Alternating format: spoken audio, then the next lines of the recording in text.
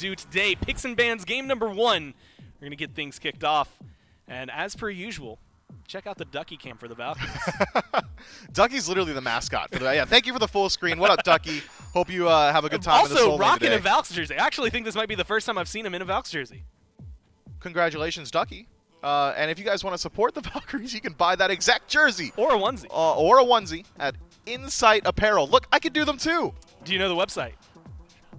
Shop.smiteproleague.com. Just head over there right now and pick up your SPL branded merch. Cthulhu and Kepri are going to be the first ones in the ban column for the Jade Dragons. Yes, the sir. Valhalla Valkyries are going to take out Uhl and Geb. This has left a couple priority picks on the table. We've seen Set kind of fall by the wayside more so in this last couple of weeks, so I'm not going to count him amongst them, but certainly you could talk about this pick, Terra, who has been dominating the SPL. You've certainly got things like Yamoja, who has been able to establish pressure as well as late game sustain in the team fight. But I think even more importantly, we saw a lot of emphasis on Izanami in some of these sets yesterday. Sorry, that is a nice looking jersey. I got a little looks distracted. good. Yeah, it does look good. Odin's the ban here to round out the top 3. You had mentioned it. Terra, Kepri, Cthulhu, a bunch of Guardians banned out by the Dragons, and the Uller, Geb, Odin. This is relevant to yesterday as well. Popular pick for Johnny specifically, Loki, is one that had won them a lot of games early on this year, won them some games more recently, and is a very popular ban versus the Valkyries, is available for him. And after what we saw Layers do yesterday, Loki can kind of pop off if necessary. Do you think that's something they go to? I think the Valkyries, if they don't take Loki here, have to expect that the Jade Dragons have the potential to take it for themselves. It's a god that I'm sure Sanford Soccer is going to be comfortable playing. And I know there's a lot of discourse on Reddit and in the Twitch chat about Loki in general recently. Some people say, it's just a pocket pick. Some of these players like that style. Others do not. I think Loki is just strong. He's got good early game. He's got great scaling into the late game. The itemization really does favor him. If you want to go towards something like the Bumba's Spear, all of a sudden you're going to be shredding objectives. The full Pentree with Heartseeker, you're going to be shredding gods as well. His 1v1 potential is incredibly high. His escape potential, incredibly high as well. So I think it makes perfect sense that the Valkyries go ahead and lock in that Loki and match it up with a Cerberus. Yeah. That is a pretty strong front line, good rooted AoE CC ability. The Stygian Torment going to do a lot up against what the Jade Dragons have already brought. I think this top 2 selection from the Valkyries is great. And feels really good against the Yamoja as of right now. Nike gets locked in as a response from the Dragons alongside the Soul. Soul's been popular for Hurrywin, but this Nike, we've seen it in the last few weeks more in the solo lane. It feels like this should be fine okay just on history as of the last few weeks. But Sam likes playing Nike in the jungle. Do you think she still has those capabilities here in 8-10? Yeah, a Nike jungle certainly works. If you want some early game pressure, the ability to dive towers like legitimately at level 5, Nike might be one of the best to do it just because 2 health bars means you can tank twice as many tower shots. You can kind of do a lot. Yeah, you can just do whatever you want, essentially, as long as your ultimate is available. But I think Final K's performance on Nike in the last month or so has been stellar. He has been a standout player for the Jade Dragons, hitting multi-man knockups, engaging team fights, phenomenal zone, great use of the shield wall. I think if anything, it could go to Sanford Soccer, but Jade Dragons fans and myself, I hope it doesn't. Final K looks so good on that pick. The Valkyries seem to be on the same page as well. They ban out Izanami alongside the Nemesis, which is the target over towards Sam. It is the Sylvanas, the Oleron, who we've been seeing a lot more of lately, although not top 3 for either of these teams, as we saw a few times yesterday. Chang'e was the last lock-in before those bans for the Valkyries, something we had kind of glanced on and talked about just prior to this picks and ban phase, which is something that fits really well. Alongside it is Heimdall, and both of these have been picks the Valkyries have been going to. It's safety for Emilito, and it's something that, so far, that Zeros has been able to have some good performances on. The Valkyries have very quickly really created a distinct style. If you cover up the names, and I know we say this occasionally, but this is a Valkyries draft. Yeah, it is. You're not thinking this is anybody else. Nobody else is playing Chang'e. Loki, almost synonymous with Johnny. And then Cerberus really is just Ducky's favorite pick because he's gone on record saying he just does not like playing the Odin. So I think that the Valkyries straight up have got a fighting chance here. It looks good. The cohesion in the team fight is great. You've got good CC abilities to burn beads and then additional CC abilities to make sure you're leveraging those burnt relics as well. Heimdall can be left alone on an island to just farm up throughout the early game. Loki and Chang'e bring a great fight core to the center of the map. If you want to, you can play around Cerberus in the solo because he's got decent 1v1 potential, but assuming this is going to be Nike, you don't really love your odds trying to shut her down unless she's leaping aggressively on the wave. So I think the Valkyries have got themselves a draft here that is really just looking to fight in the mid lane. Between Loki and Chang'e, it just feels like the second they tick over to level 5, what's Soul going to do besides use her ultimate for CC immunity or maybe lose out on some beads, assuming that this is Soul mid? It's definitely going to be a fun one to watch. This is actually such a dynamic draft. I'm going to read some of the winning gods that the Valkyries have played this phase. Odin, you replace that with the Cerberus here. Sobek, Chang'e, Loki, Heimdall are all on that list. So Sobek seems like maybe the place Raffer's been wanting to go. Plus, I mean, look at all of the Guardian bands. Think of any meta god that maybe you could Bacchus? play right now. Bacchus was a hot highlight yesterday, and now with Serket Hachiman, do you think that that's something that they could go to? Well, now that Serket has gotten locked in, I don't think so. No. Yeah, you're literally never channeling the Belch. So Jingchen makes a little bit of sense, and it's something that Raph has gone towards a fair bit in the past. It's another form of AoE CC with the Washing Machine ultimate. You've got auto attackers that you're able to mitigate. Hachiman and Soul going to have a hard time dealing with that ferocious roar, taking away percentage damage from your auto attacks. Now we get a better look, though, at the Jade Dragons draft. It is likely going to be Nike out of the solo lane, Serket very likely going to the jungle, and then everything else kind of just slots in properly. The Jade Dragons are going to put high pressure onto neutral objectives throughout the early game, specifically the Gold Fury. Hachiman with the Heavenly Banner increases your attack speed, not only his own, but also his allies, and you've got 2 auto-attack gods that just shred objectives. So the Valkyries, they're going to have to play heads up around the Gold Fury side of the map. Yeah, once you start getting involved in either neutral objectives or team fights, it feels like Soul is going to skyrocket in terms of like Hurriwin's a problem. Oh no, Hurriwin's a problem. This has been a really good god for him throughout a lot of this phase. And if you had to look at it, do you think that the Dragons are going to be able to take this one, or do you think the Valks have got a comfortable enough draft to give them a lot of trouble? I'd give it to the Dragons. You'd give it to the Dragons? I'd give it to the Dragons. Is that just based on plus minus? Or you take? Well, I guess I was going to say, are you taking history into account? But you're an analyst. I'd hope so. Yeah, I'll give it to the Dragons. Well, we'll have to see whether or not they're going to be capable of doing this. I like the draft here for the Valkyries, but I did, if I just heard that correctly, hear that we are going to be remaking the lobby. Not too surprising when the Valkyries are involved, but it's going to be something that these players will go through. It's going to be, I believe, a quick break for us, but we can talk real fast while I throw you one. If this Nike and Cerberus matchup is going to be as important as I think it's going to be. You had mentioned FinoK's Nike. I just want to ask you about that one because it's standing out to me. Yeah, I think FinoK really likes to kind of hover until level 14 in the lane, and then after that point, generally likes to rotate out a lot of mid dives. Maybe could struggle to find that dive presence considering it's a Chang'e in mid. Just the immunity to damage as well as CC means that likely shouldn't be hitting that knock-up on him too often, on the zeros that is. Mm-hmm. So the matchup itself is a little bit turbulent pre-5. That's the only time that I'm expecting either one of these gods to have kill potential, and if one of them is going to have that kill potential, likely goes over to the Nike herself, unless a jungler gets involved. Outside of that, post 5, it's just a wet noodle lane.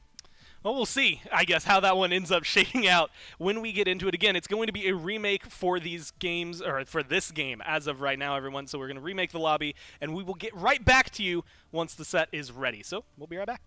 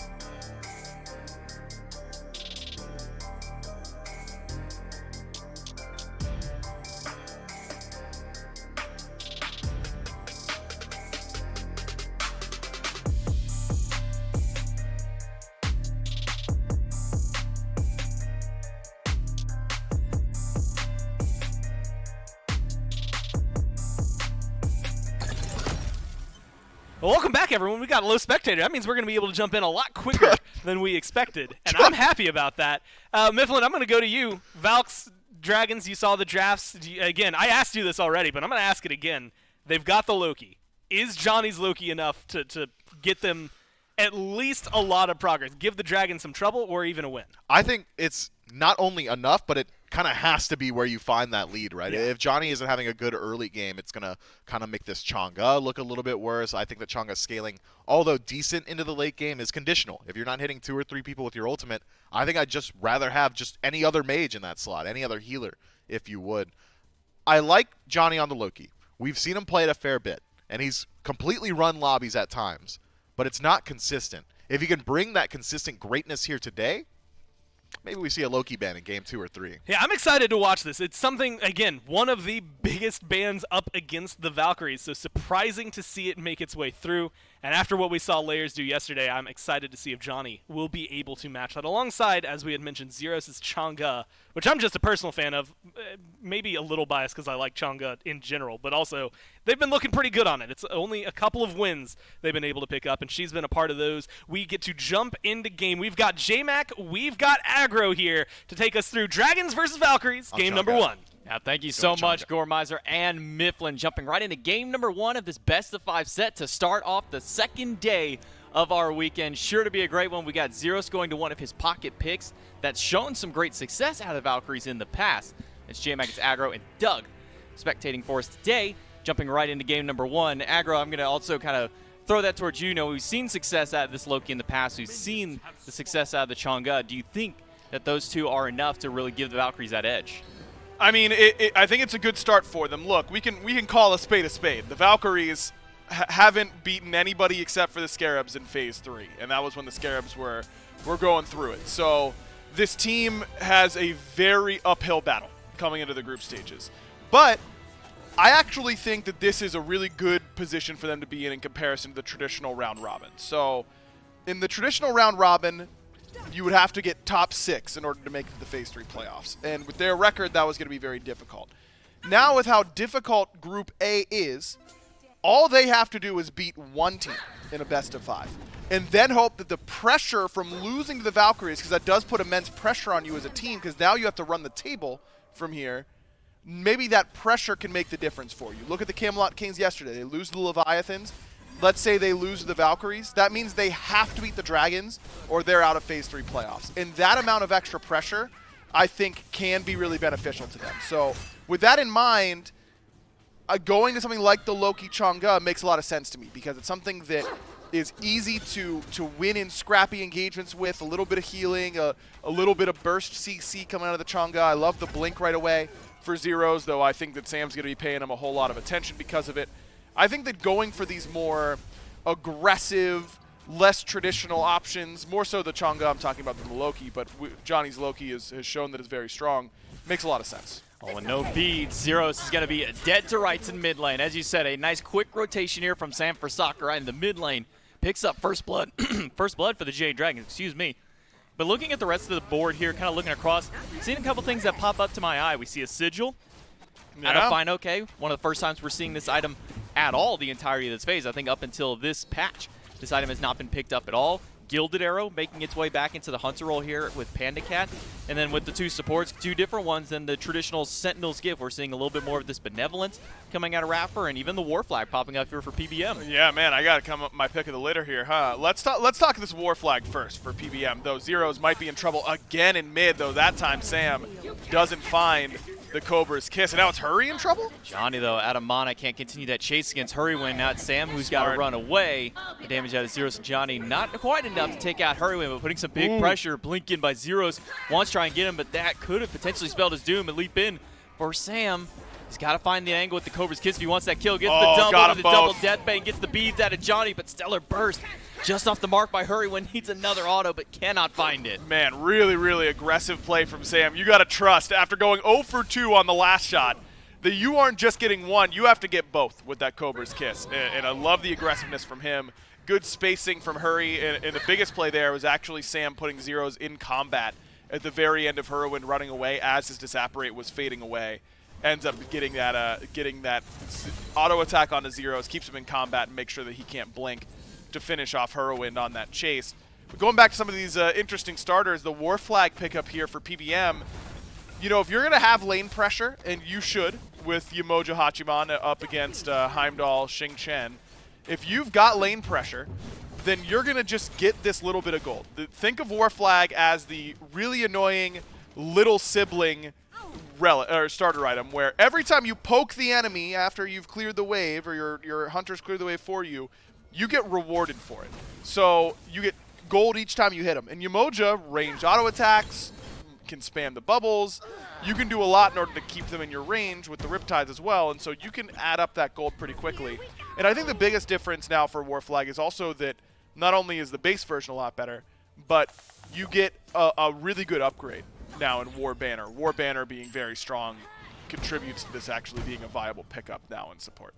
And after that big scrap that we saw in the mid lane, we did see Sam4Soccer go up and invade both the red and the purple buff, stripping those away from the Valkyries and putting his team that much further ahead. I mean, we're already looking at 17, almost 1,800 gold up for the Jade Dragons, not even 4 minutes into the game, and just off that first blood alone. It was a good attempt and almost a turnaround there in that mid lane. But with this gold lead going up there, the 1,000 experience that the Jade Dragons have up, an early start towards them. But now let's go ahead and talk maybe a little bit about the Sigil, because Sigil was unseen up until, well, pretty much now. Yeah. With some of the changes that we're seeing out of the Sigil to kind of make it a popular pick. It's just a little bit more aggressive than it used to be. You know, it used to be very, very defensive. Now it has a little bit more offensive capability. And again, it goes back to these upgrades being a little bit better. But I think that's actually going to be coming in the next patch overall. But still some more overall aggressive buff changes to that starter. Sam picked out of his stealth. He's going to get picked up by Johnny, thrown right into the River's Rebuke. Is going to help him out, but not going to be enough. Johnny turns it around, and so does Hurrywin. Making a 1-for-1 trade. Raffer jukes out the stun, uses the ultimate, picks up Hurrywin, and gets the beads out of the mid laner. Zero's firing some poke right back at him, but Raffer just off the mark with the hook slam, a little too early to catch Hurrywin. So he'll be able to walk out and make it a 1-for-1. Good buff defense there by the Valkyries. That was Raffer who made it happen, knocked Sam out of his ambush, canceled that cooldown. So if you go down into that stealth pose and you get knocked out of it, then you're going to have no ambush available. So it can't get over the wall. A really good actually ultimate by Sam in between the cripple animation from Assassinate and the actual stun. He immunes the CC and at least gets his damage off to make sure it's a 1-for-1 trade. But Raffer made a nice play there to set up for the defense for the Valks. The River's Rebuke from Mike just to try and at least funnel everybody in one direction, but wasn't quite enough to at least save Sam4Soccer, but turning around and getting at least one kill. And then we see a Lotus Crown as a first pickup here in the support role. We've been seeing it a lot with the Sylvanas. Has kind of been that first item rush. Yamoja, even one of those other ones that have potentially been picking up a little bit later in the build sometimes, but coming out here first for PBM. Just really good stats. I mean, it kind of gives you everything you want. You get some protection, you get some power, which is really nice on Yamoja because you actually put pressure on backliners with how much damage you do through all stages of the game, not even just in the early game. And you get, of course, that insane passive where you just toss it 1-2. That's the thing about Lotus Crown and Yamoja is that you don't have to worry about constant uptime with your two.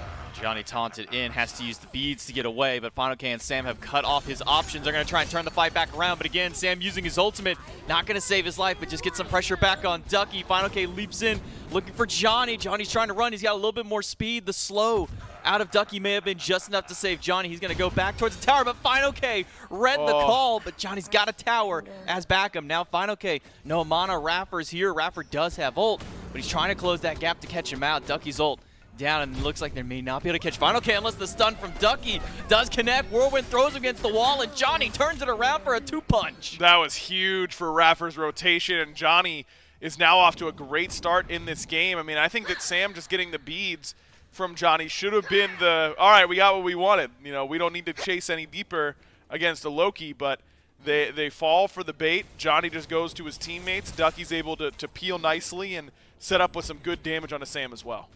That stun coming up big there for Ducky, making sure to hold Final K in place to set up for Raffer. Now, again, doesn't seem that they really care that much about all what happened there, because Sam4Soccer all the way back in the top jungle. Panda Cat going for a solo invade against Emil. He will steal the buff, has to use his ultimate as an escape as Emil rotates over, but Emil may not be giving up just yet. Wants to continue this chase through the jungle, but a ward dropped down by Panda Cat will spot out Emil, knowing that he's coming there, so Panda will wisely go back behind the towers to make sure to back. Yeah, Emilito, nice job defending there on the buff and gets the ultimate out from Panda Cat as well. So a nice little win for Emil on the left side of the map. Johnny is winning skirmishes in mid, and on the right now as Final K has fallen. It's a good start for the Valkyries. The concern now is that the Valkyries can start to group up and use their heavy CC with this composition to make the Jade Dragons' life difficult. If I'm the Dragons, if I'm Whirlwind in particular, I'm going, hey Sam, I get it, but let's just kill the guy in mid with no beads. Panda Cat has to use a quick beads against Johnny's ultimate. A swift rotation from the jungler with that call that Emil made previously. Hey, his ultimate's down, let's try and get anything out of him, and they're able to get the beads. So that's both forms of safety for Panda Cat now on cooldown. That's huge, and this is a much more aggressive look than what we typically see from the Valkyries, and it's a good look that they are the ones forcing a little bit more. Johnny's still over here on this left-hand side as Sam has joined in to the fray. Because Raffer's here in mid, it makes it a lot harder for Sam to do the full combo and catch zeros with that CC chain.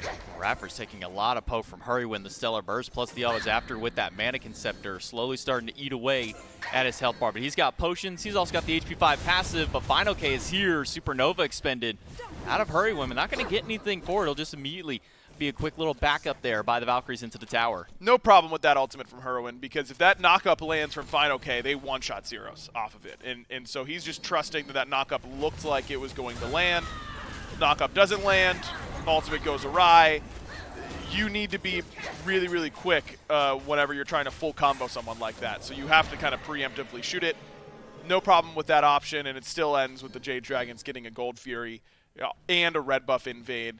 The Valkyries were doing a good job of responding, but that time Hurrywin's pressure in the mid lane just locks them up and makes it so it's impossible for them to rotate unless they want to go the long way around and be too late in order to defend, or step up and try and go through Hurrywin's damage, which he was clearly demonstrating as not an option.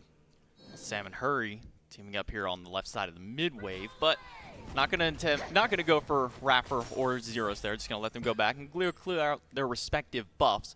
It is a Bancroft's Talon immediately after that Mannequin Scepter, and then a Stone of Fall, which I know we've been seeing kind of picked up a little bit more recently here, Iro. What's kind of up with this Stone of Fall, man? Yeah, it's good, just good stat stick, man, and it gives you a lot of survivability because you get this mitigation for just hitting your auto attacks, which you're going to be doing anyway. So it's 200 health, so you get a little bit of tankiness there.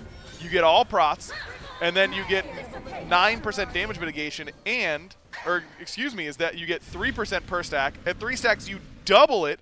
So you get 18% mitigation and 20% CDR, or CCR. That's a lot of stats to get for an item that really isn't that expensive. I love it on these Magical Hunters. Panda Cat going for the 1v1. It's going to be an ultimate expended. Emil, though, he's going to lose out on the 1v1 happening right after as Sam rotates in and hits him with the full combo. A swift kill for the Jade Dragons on the enemy Hunter. And again, another red buff invade, a blink in by zeros, but the ultimate whiffs, and Hurrywin can now try and turn back towards him instead. Final K is rotate over. The River's Rebuke leaves zeros trapped in with nowhere to go, surrounded by 4 of the Dragons. He'll try and get out, but the ultimate from his support is not going to be enough. Hurrywin puts him in the dirt with his own ultimate, and the Jade Dragons continue their onslaught through the jungle. This left side of the map has just been absolutely dominant for the Dragons. I mean, it's a perfect bait by Panda Cat. Emilito knows he doesn't have beads, so when Panda Cat goes in, he's licking his lips. He's thinking, oh, this guy just trolled. I'm going to kill him for sure. But Panda Cat, I mean, you want to talk about knowing the damage that you can take, knows that he's not going to die from the full combo, makes it easy cleanup for Sam for Soccer. Really good teamwork between those two. And then, as you called, that Blink ultimate from zeros not landing really sends that engagement awry. And with where Hurrywin is in the build, Stone of Fall now complete, lots of lifesteal. There's not a lot of anti-heal quite yet. Of course, you have to remember that zeros' 3 will anti-heal, but until he gets that Divine Ruin, it doesn't feel as impactful. The brawlers from Johnny might not be enough. Hurrywin really tanky, and as soon as you don't have that ultimate damage, you just have no shot of killing this soul. And Chunga's kind of up there in that discussion point of, mid lane mages or just, gods in general of getting one good ultimate could turn an entire team fight or an entire game around. You catch 2-3 people with that Waxing Moon, that third person in the chain is going to be sitting there for a long time. If they don't have their beads, you might as well just consider them dead. Yeah, it's a long CC, but you got to line up for it. And it's not the longest ability in the world. You got to be pretty grouped. And the Jade Dragon's composition, they've got some healing from the Emoja, but one thing that separates Yemojas from different healers is that with other healers, you know, Ra, you've got the Sylvanas, you've got to group on them in order to get the full effect of that healing. You know, Hel, Guan Yu, basically every healer in the game besides Yemoja and Aphrodite, you got to group for that. Yemoja, you can stay spread through a team fight and just one Mending Waters will heal up your team with Lotus Crown. You don't have to be spamming your 2. It's just 1-2. You're good because now you've got all these prots. That's a huge difference maker for her. And so normally against healer comps, Chang'e looks really good because she anti-heals them and she incentivizes them to, or punishes them for grouping when they want to. Yemoja, you don't have to worry that much about it. You can stay more spread out. A red buff will be safe for the Valkyries this time around. Will not be an aggressive invade on that buff. Instead, it'll be a Pyromancer started up by the Jade Dragons to try and further extend this gold lead, about 3,000 up, and this Pyromancer will make it just a little bit nicer. Jade Dragons get up, a Rapper goes in with a Blink ultimate, finds 2, Supernova, deals a bit of damage right back to him. Ducky is here, has the ultimate, will find 1 just with the damage alone, and Final K with the Ren picks up and makes it a 1-for-1, but it's now Hurrywin in danger, does get into the separate, trying to get away, but Ducky leaps right on top, and there's nowhere for the mid laner to go. The lifesteal is not enough. Zeros and Ducky put him down. It's a double kill for the solo laner, but Final K returns the trade. Both souls just eating so far in this team fight, but it looks like that should be it. Overall, a 2-for-2 with the Jade Dragons being the one to secure the Pyromancer, but it's a really good response with the Valkyries, and Raffer gets a good ultimate that the Dragons just don't respect enough. Both Final K and Sam had their beads, decide not to use them, and that puts them in a pretty bad spot. And typically you see the Serket jungle building a little bit more hybrid, a little bit more defensive. Sam's gone Jotuns into Erendite, so he is committed. Once he's in, and it's hard for him to survive. He is building defense now, and I wonder what that defense is going to be, because Spectral is what I would guess, but no crit yet for Emilito, and he probably just won't build it if he sees it being Spectral armor. It can't be Breastplate because he'd be overcapped already by 10%, and you're going to be getting 10% of CDR from your starter upgrade later, so you don't want to overcap by 20% in the build. So I'm curious as to where he's going with that Silver Breastplate. Well, the balance blade out of Emil, it definitely means that crit will be delayed just a little bit longer, so we'll have to see where Sanford Soccer does go on that breastplate build. A Talon Trinket picked up, so a Typhon's Fang will be the next one on the list for Hurrywin, but the Oni Fury is the next one on the list for the entirety of the Jade Dragons. The Frenzy is popped, the ultimate is out by Raffer. The Fury does go to the Dragons, but Zeros is caught in the middle of everybody, uses the immunity, but goes right into the hands of Panda Cat. And Johnny goes to the back line and finds Sanford Soccer with the assassinate, but now Johnny has nowhere to go. He's got to run as quick as possible, but the Rend out of Final K has the distance and takes him out. No one can answer Final K on this Nike right now. He's just doing too much for the Jade Dragons, and he doesn't look like he's taking any damage at all in these skirmishes. The Dragons just first to the Fury. They've got great DPS on it between a Hachiman, who, don't forget, does give an attack speed steroid to the rest of the team as well. Raffer stunned by the EI Jutsu. Final K is here, and he'll smack him with the barrier, but they will not commit to that Tier 2 tower, at least not to dive under it entirely without the minion wave there. Instead, they'll just be focusing on the damage on the tower itself. Ducky leaps in to PBM and Hurrywin.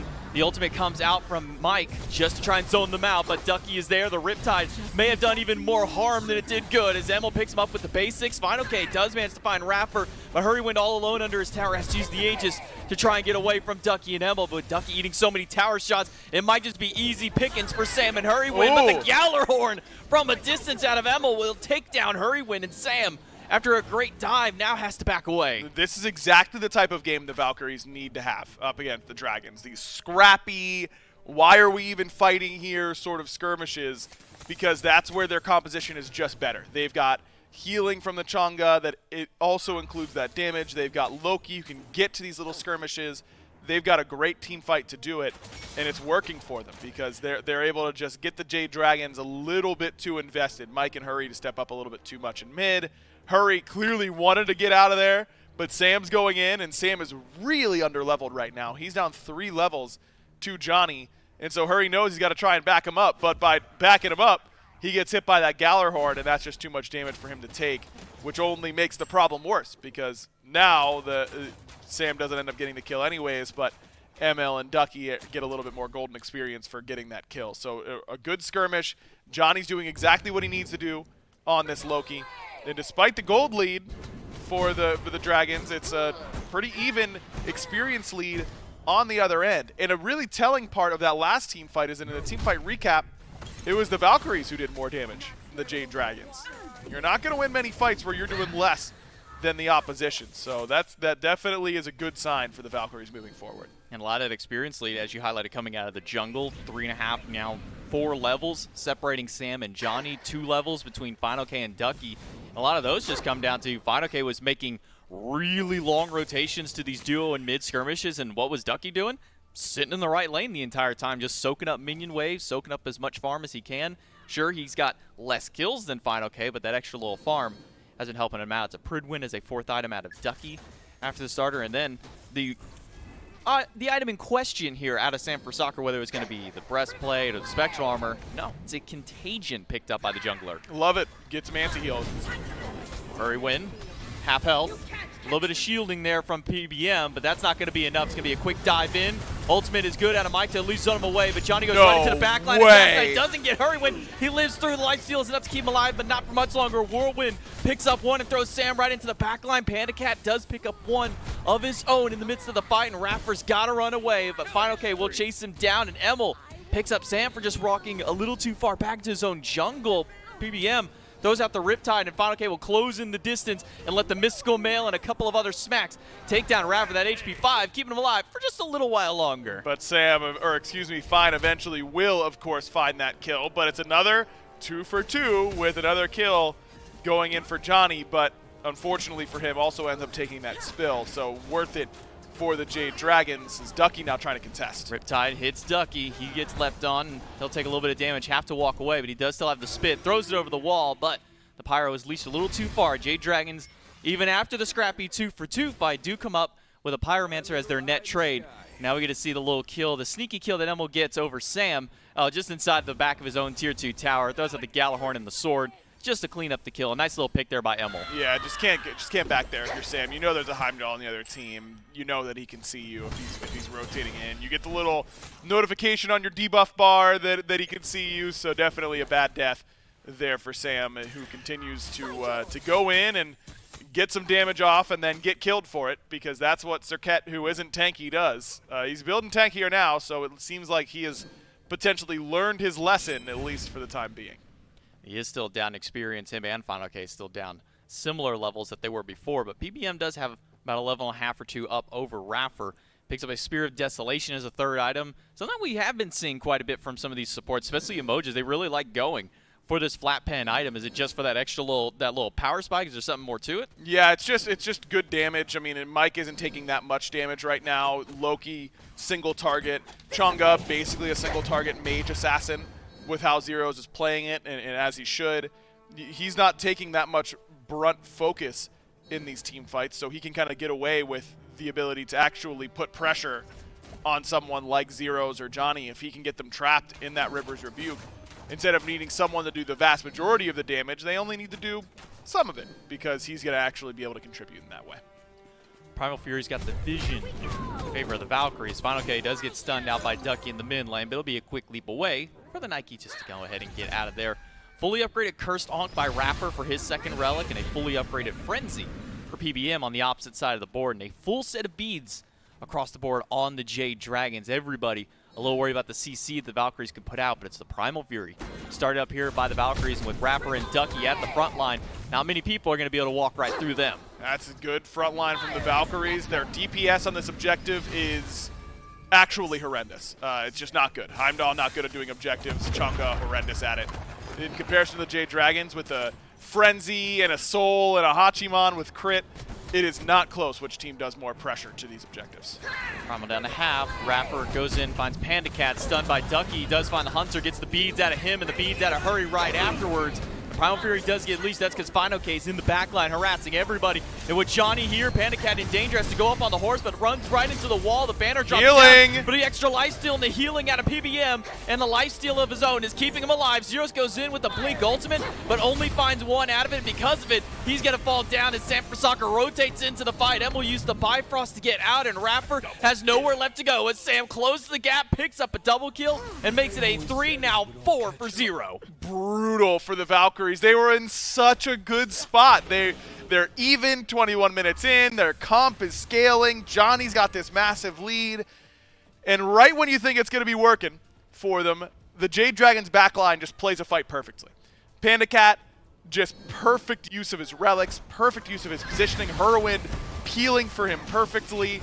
Mike coming back to peel for him perfectly. The Jade Dragon just have a moment of flawless execution. All on Ducky to try and stop this Fire Giant. He picks up just about everybody, but he's stuck in the middle of everybody because of that. Sam getting low there. One more hit from the FG would have taken him down, but instead it's a full 5-man Fire Giant for the Jade Dragons, and the gold lead is now spiraled upwards to nearly 8,000 gold that the Dragons have amassed here in this 24-minute game.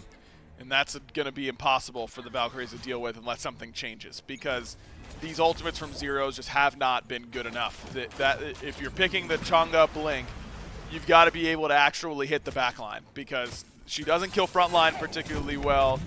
She needs to be able to hit that backline. And she can one-tap mids and ADCs. At this point in the build, she will basically one-shot with just a little bit of help.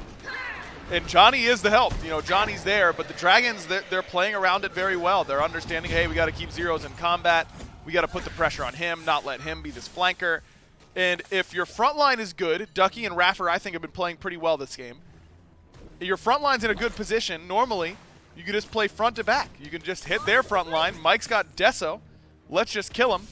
But the problem is it's Emilito alone that can actually do it, and they can just ignore him and peel back to the rest towards their team. And that's exactly what happened. They kind of bait Johnny in, and they collapse back in on him with their CC and with their healing.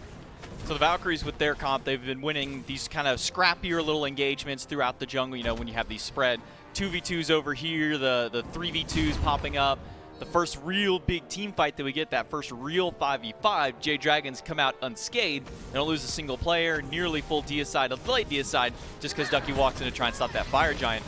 But what does these Phoenix defenses look like for the Valhalla Valkyries in comparison? I got bad news for you, J-Mac. It's not looking great, because they don't have a mage who's very good at clearing waves. Chang'e needs to be melee range up against these waves, and melee range means you're within blink range, which means you're within death range. So it's not a great prospect here for the Valkyries. Heimdall's okay at clearing the waves, but he doesn't have Odysseus Bow, which is one of the things that really helped Hunters in those metas.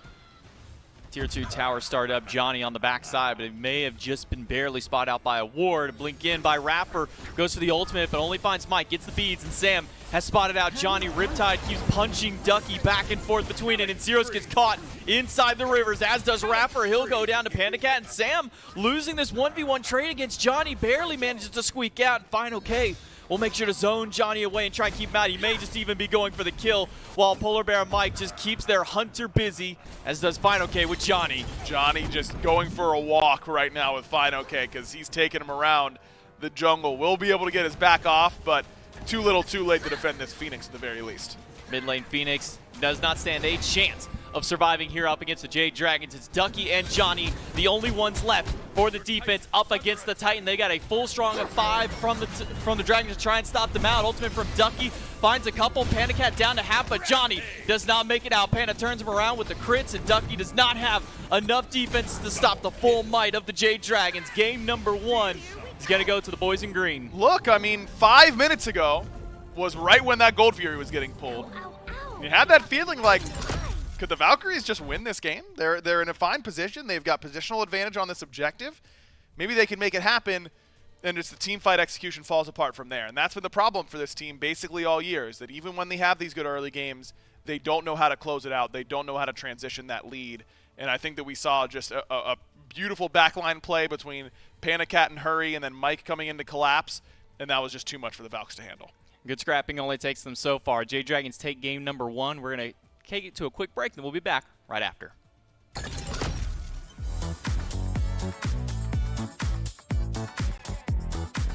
Hey, wait, what did it win? You win the respect. You're telling me an alien wore this? Perfect. Okay. Okay, that was a good cut. Messaging him to mute. The best graphics you really need, Ultra, of course, and I can probably watch a stream on the side. Content's gonna look good. Pretty good, pretty good.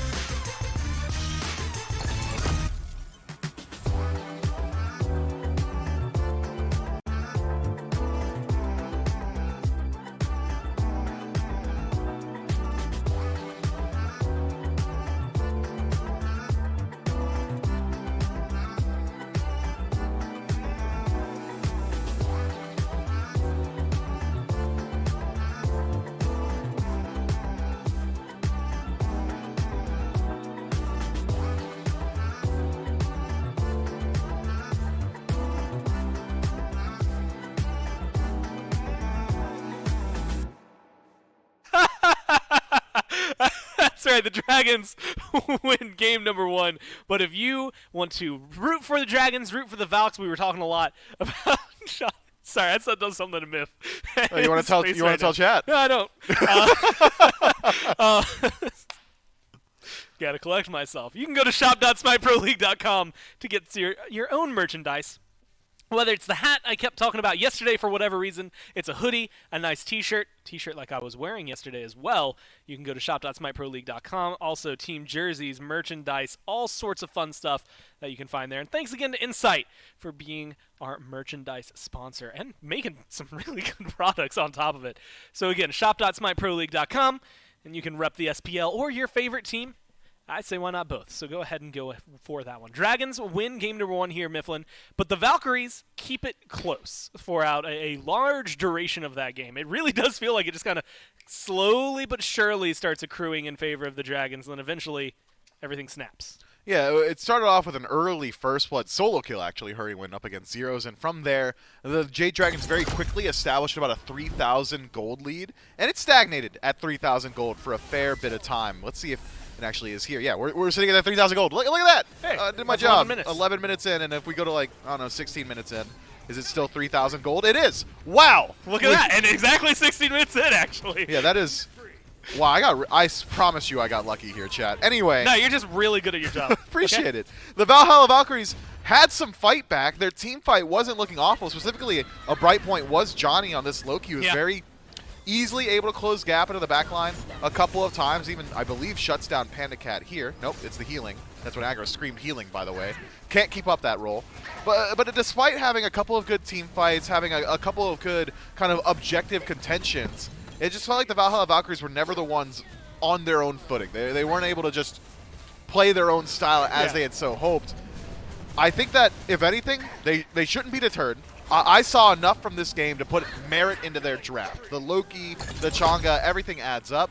If anything, I think the only shift I would expect to see from the Valks is potentially put Raffer on a pick that can facilitate the early game aggression a little bit more so. Sure, Jing Chen can close gaps. Sure, he does a little bit of damage, but he's not doing like Ymir stuff. He's not a Geb. He's not giving you that safety net to allow Johnny to flourish like he wants to. And an undying game, 25k damage, 6-0 and 8 for Panda Cat. Can't be having that if you're looking for a win. 7k damage, just a 1k under Mike there for Raffer. Maybe not as big as you had said. During some of the team fights, most of the fight back we saw was Johnny Zeros. Maybe a little bit wanting left there in the support role. We'll have to see how they end up changing that one. It is a very, very good showcase for the Dragons here in game number 1, though. Just to be able to win, especially controlling that. I mean, you had mentioned it. Granted, things have been stagnant for a little while, but you got 3K up at 11 minutes. You're feeling pretty solid about your chances of winning a game when you get that far ahead. But the Valkyries keep them on their toes. We'll see if they'll be able to do that. You having fun with your pumpkin? Yeah. It does not smell good. You've sniffed it twice. Well, I thought maybe the first time I just got a bad whiff, but no, that's just the standard whiff I've learned. How long does it take before a pumpkin starts to smell? We carved this 3 days ago. Yeah, 2 days ago even. 2 days. Yeah, 2 days. I said we should put cinnamon candles in them, and I still think that's a great idea. I said we should like use fake pumpkins, like one of these. You know, well, you can't carve a fake pumpkin. Want to make a bet? No, I do not, right. because you will find. I'll find a knife. Yeah. You can't carve it the same way you would carve a real pumpkin. I'll say that. Picks and Bans game number 2, and we'll see what the Dragons opt to do there. Pick number 1 here. The Valkyries will remain second pick for this one. Cthulhu, Kepri, Terra were the bans from the Dragons last time around, and it was Uller, Geb, and Odin for the Valkyries as the top 3 bans. With that Yamoja first pick, Mike was kind of a menace, always is a menace on this pick. Wouldn't be surprised if they just tried to go back to it. Yeah, the Jade Dragons find themselves in a very similar position yet again. And it's not on the Jade Dragons to really make any adaptations. That onus belongs to the Valhalla Valkyries, considering they are the ones who fell down in Game 1. So far, bans looking largely the same. Geb, Uller from the Valks, Cthulhu, and Kepri on the other side. Maybe we see the Valkyries address that Yamoja. That healing in the late game really did do a lot to slow down some of these engages from Johnny. Went in multiple times and was not able to do it. But first adaptation, that's Loki ban. Jade Dragons say, hey, if there's one silver shining light, might as well just snuff it out. And you know what? Just like that, it's easy. Does leave Terra open and available Last time this was an Odin for the Valkyries. Yamoja's still available, and as just mentioned, Terra now on the board. Something that we have seen actually often from Raffer, and considering how she's jumped into the meta, might be a good pickup for the Valkyries. I think the Jade Dragons just take it, right? Like, Terra's so good right now.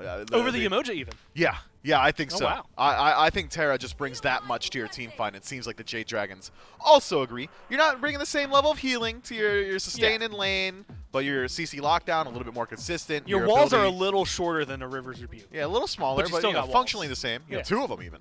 And you can collapse them at will. Yeah. Is Terra's 2 just better?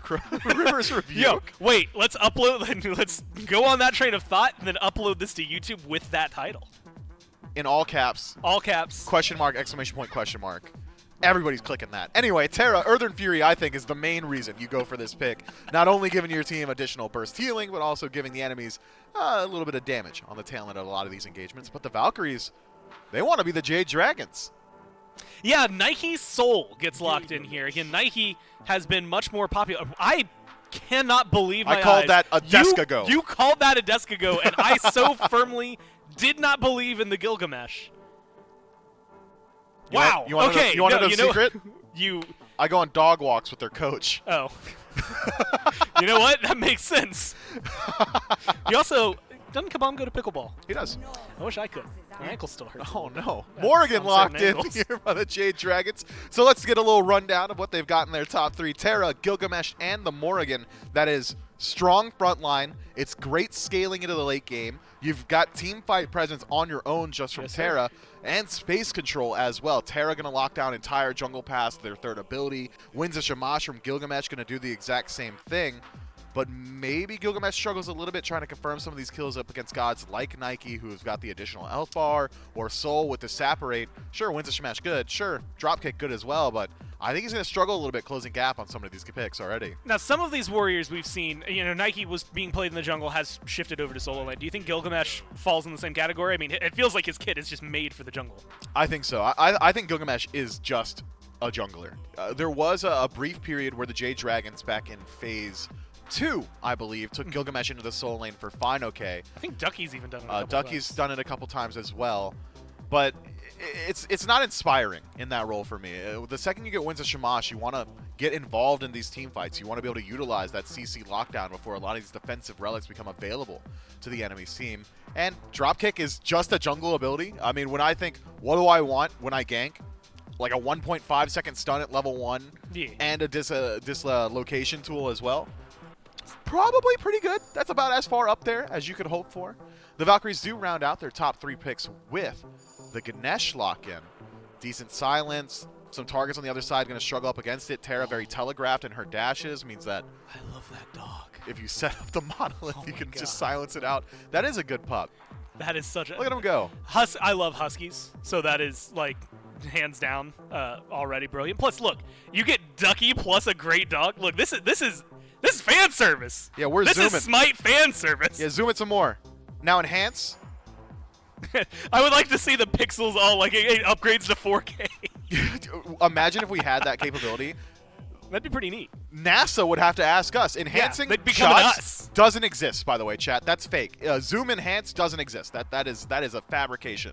Yeah, the most this is completely side tangential. There are websites where like it'll double and like try to pixel color match, but Oh, it's not the that's same. cool. It's not it does a decent enough job, but it's nowhere near what it is. Hey, it's Cerberus, Cirquet, Daji, and Susano, the bans for these teams. A lot of jungle priority. Chang'e gets locked in. The Ganesh feels like a Raffer pick. Chang'e feels like a Zero's pick. Last pick is more than likely going to be going to Johnny. This Soul, at this point, I'm going to assume, and guess correctly, is going to Imolito. And this Nike is something that we haven't seen as often, but we know that Ducky is capable of causing some trouble over there in the solo lane. Do you like those top 2 picks meshing with the rest of the Valkyrie style? It's interesting. I think that the individual picks themselves are all they're incredible. Like they're great picks in of themselves, but maybe as far as full team cohesion, my concern is where is the majority of your physical damage coming from? If this is Nike headed for the solo lane, likely going to be a whole lot of defense stacked up in the early, which means that Johnny out of the jungle is going to have to carry a lot of weight for his team. And we're also lacking in confirmable hard CC, I'd say, on this Valkyries draft. You've got Ganesh's knock-up off the dash. Sure, you've got Changa's ultimate as well, but outside of that, it's slows, maybe a knock-up from Nike, some more slows from Nike. I think we need just a little bit more for the Valkyries to just have something to burn these beads consistently, or at least make use of beads that have already been burned. What comes to mind was not set. That's the opposite of what I was talking about. I was thinking like a Hunbots or something like that. This is good early game aggression, but now by nature of this draft, I think if the Valkyries don't come out ahead in the early game, they're likely going to struggle insofar as team fight. It really is a lot of the ball rolling on zeros. If he's not hitting like 3-man ultimates in the late game, I'm not sure how a 5v5 looks for the Valkyries. You get Charybdis, Achilles as the final two lock-ins there for the Dragons as well. Achilles, second time in as many days that we've gotten to see him locked in. I mean, the execute feels good, but is it just his matchup versus Nike here that's going to be solid, or is there more to it? Achilles is a decent, consistent pick. He really itemizes well right now. His ability to poke in lane is nice. The execute is good into Nike. He makes her have to play a little bit more intelligently around Defender of Olympus, but I don't know, man. This is just fine okay. Yeah, this is just fine okay special. I guess Jade Dragons is having a little bit of fun. I mean, you're taking Gilgamesh into the jungle, right? Wait, you can't detract that. You were the one who was calling for it. I don't think it's good. Oh, really? No, I think Gilgamesh.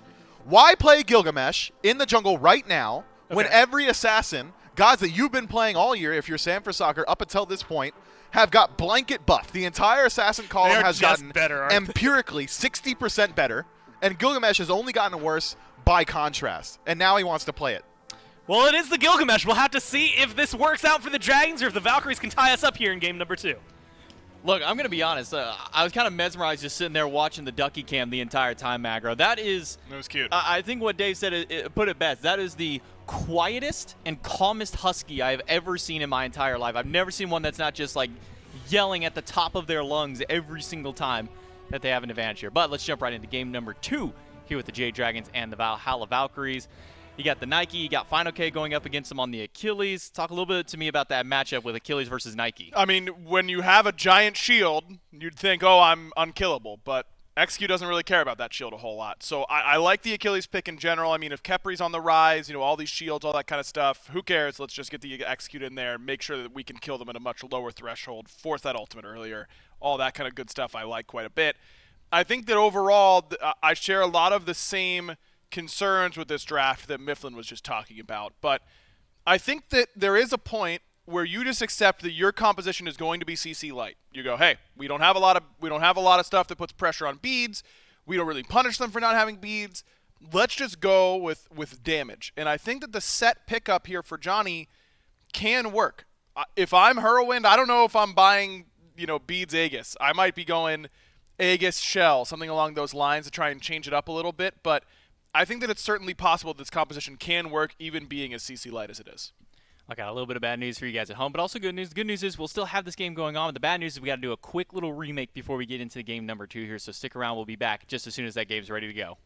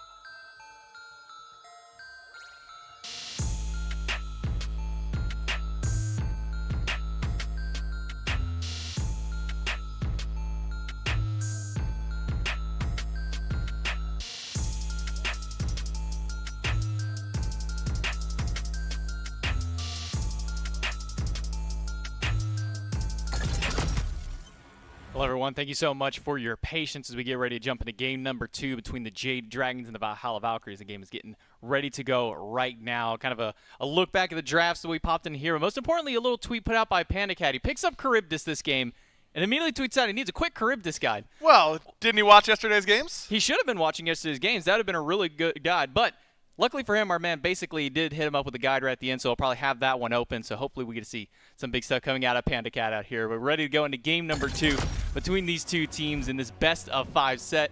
And there's the man himself on the Charybdis, so hopefully he's reading that guide, taking some notes, and paying attention because he's going to need it here in game 2. Hey, man, I said that I really thought this Charybdis was going to be big during these group stages, and I think that so far she's looked very good. I've been impressed with what she's brought to the table.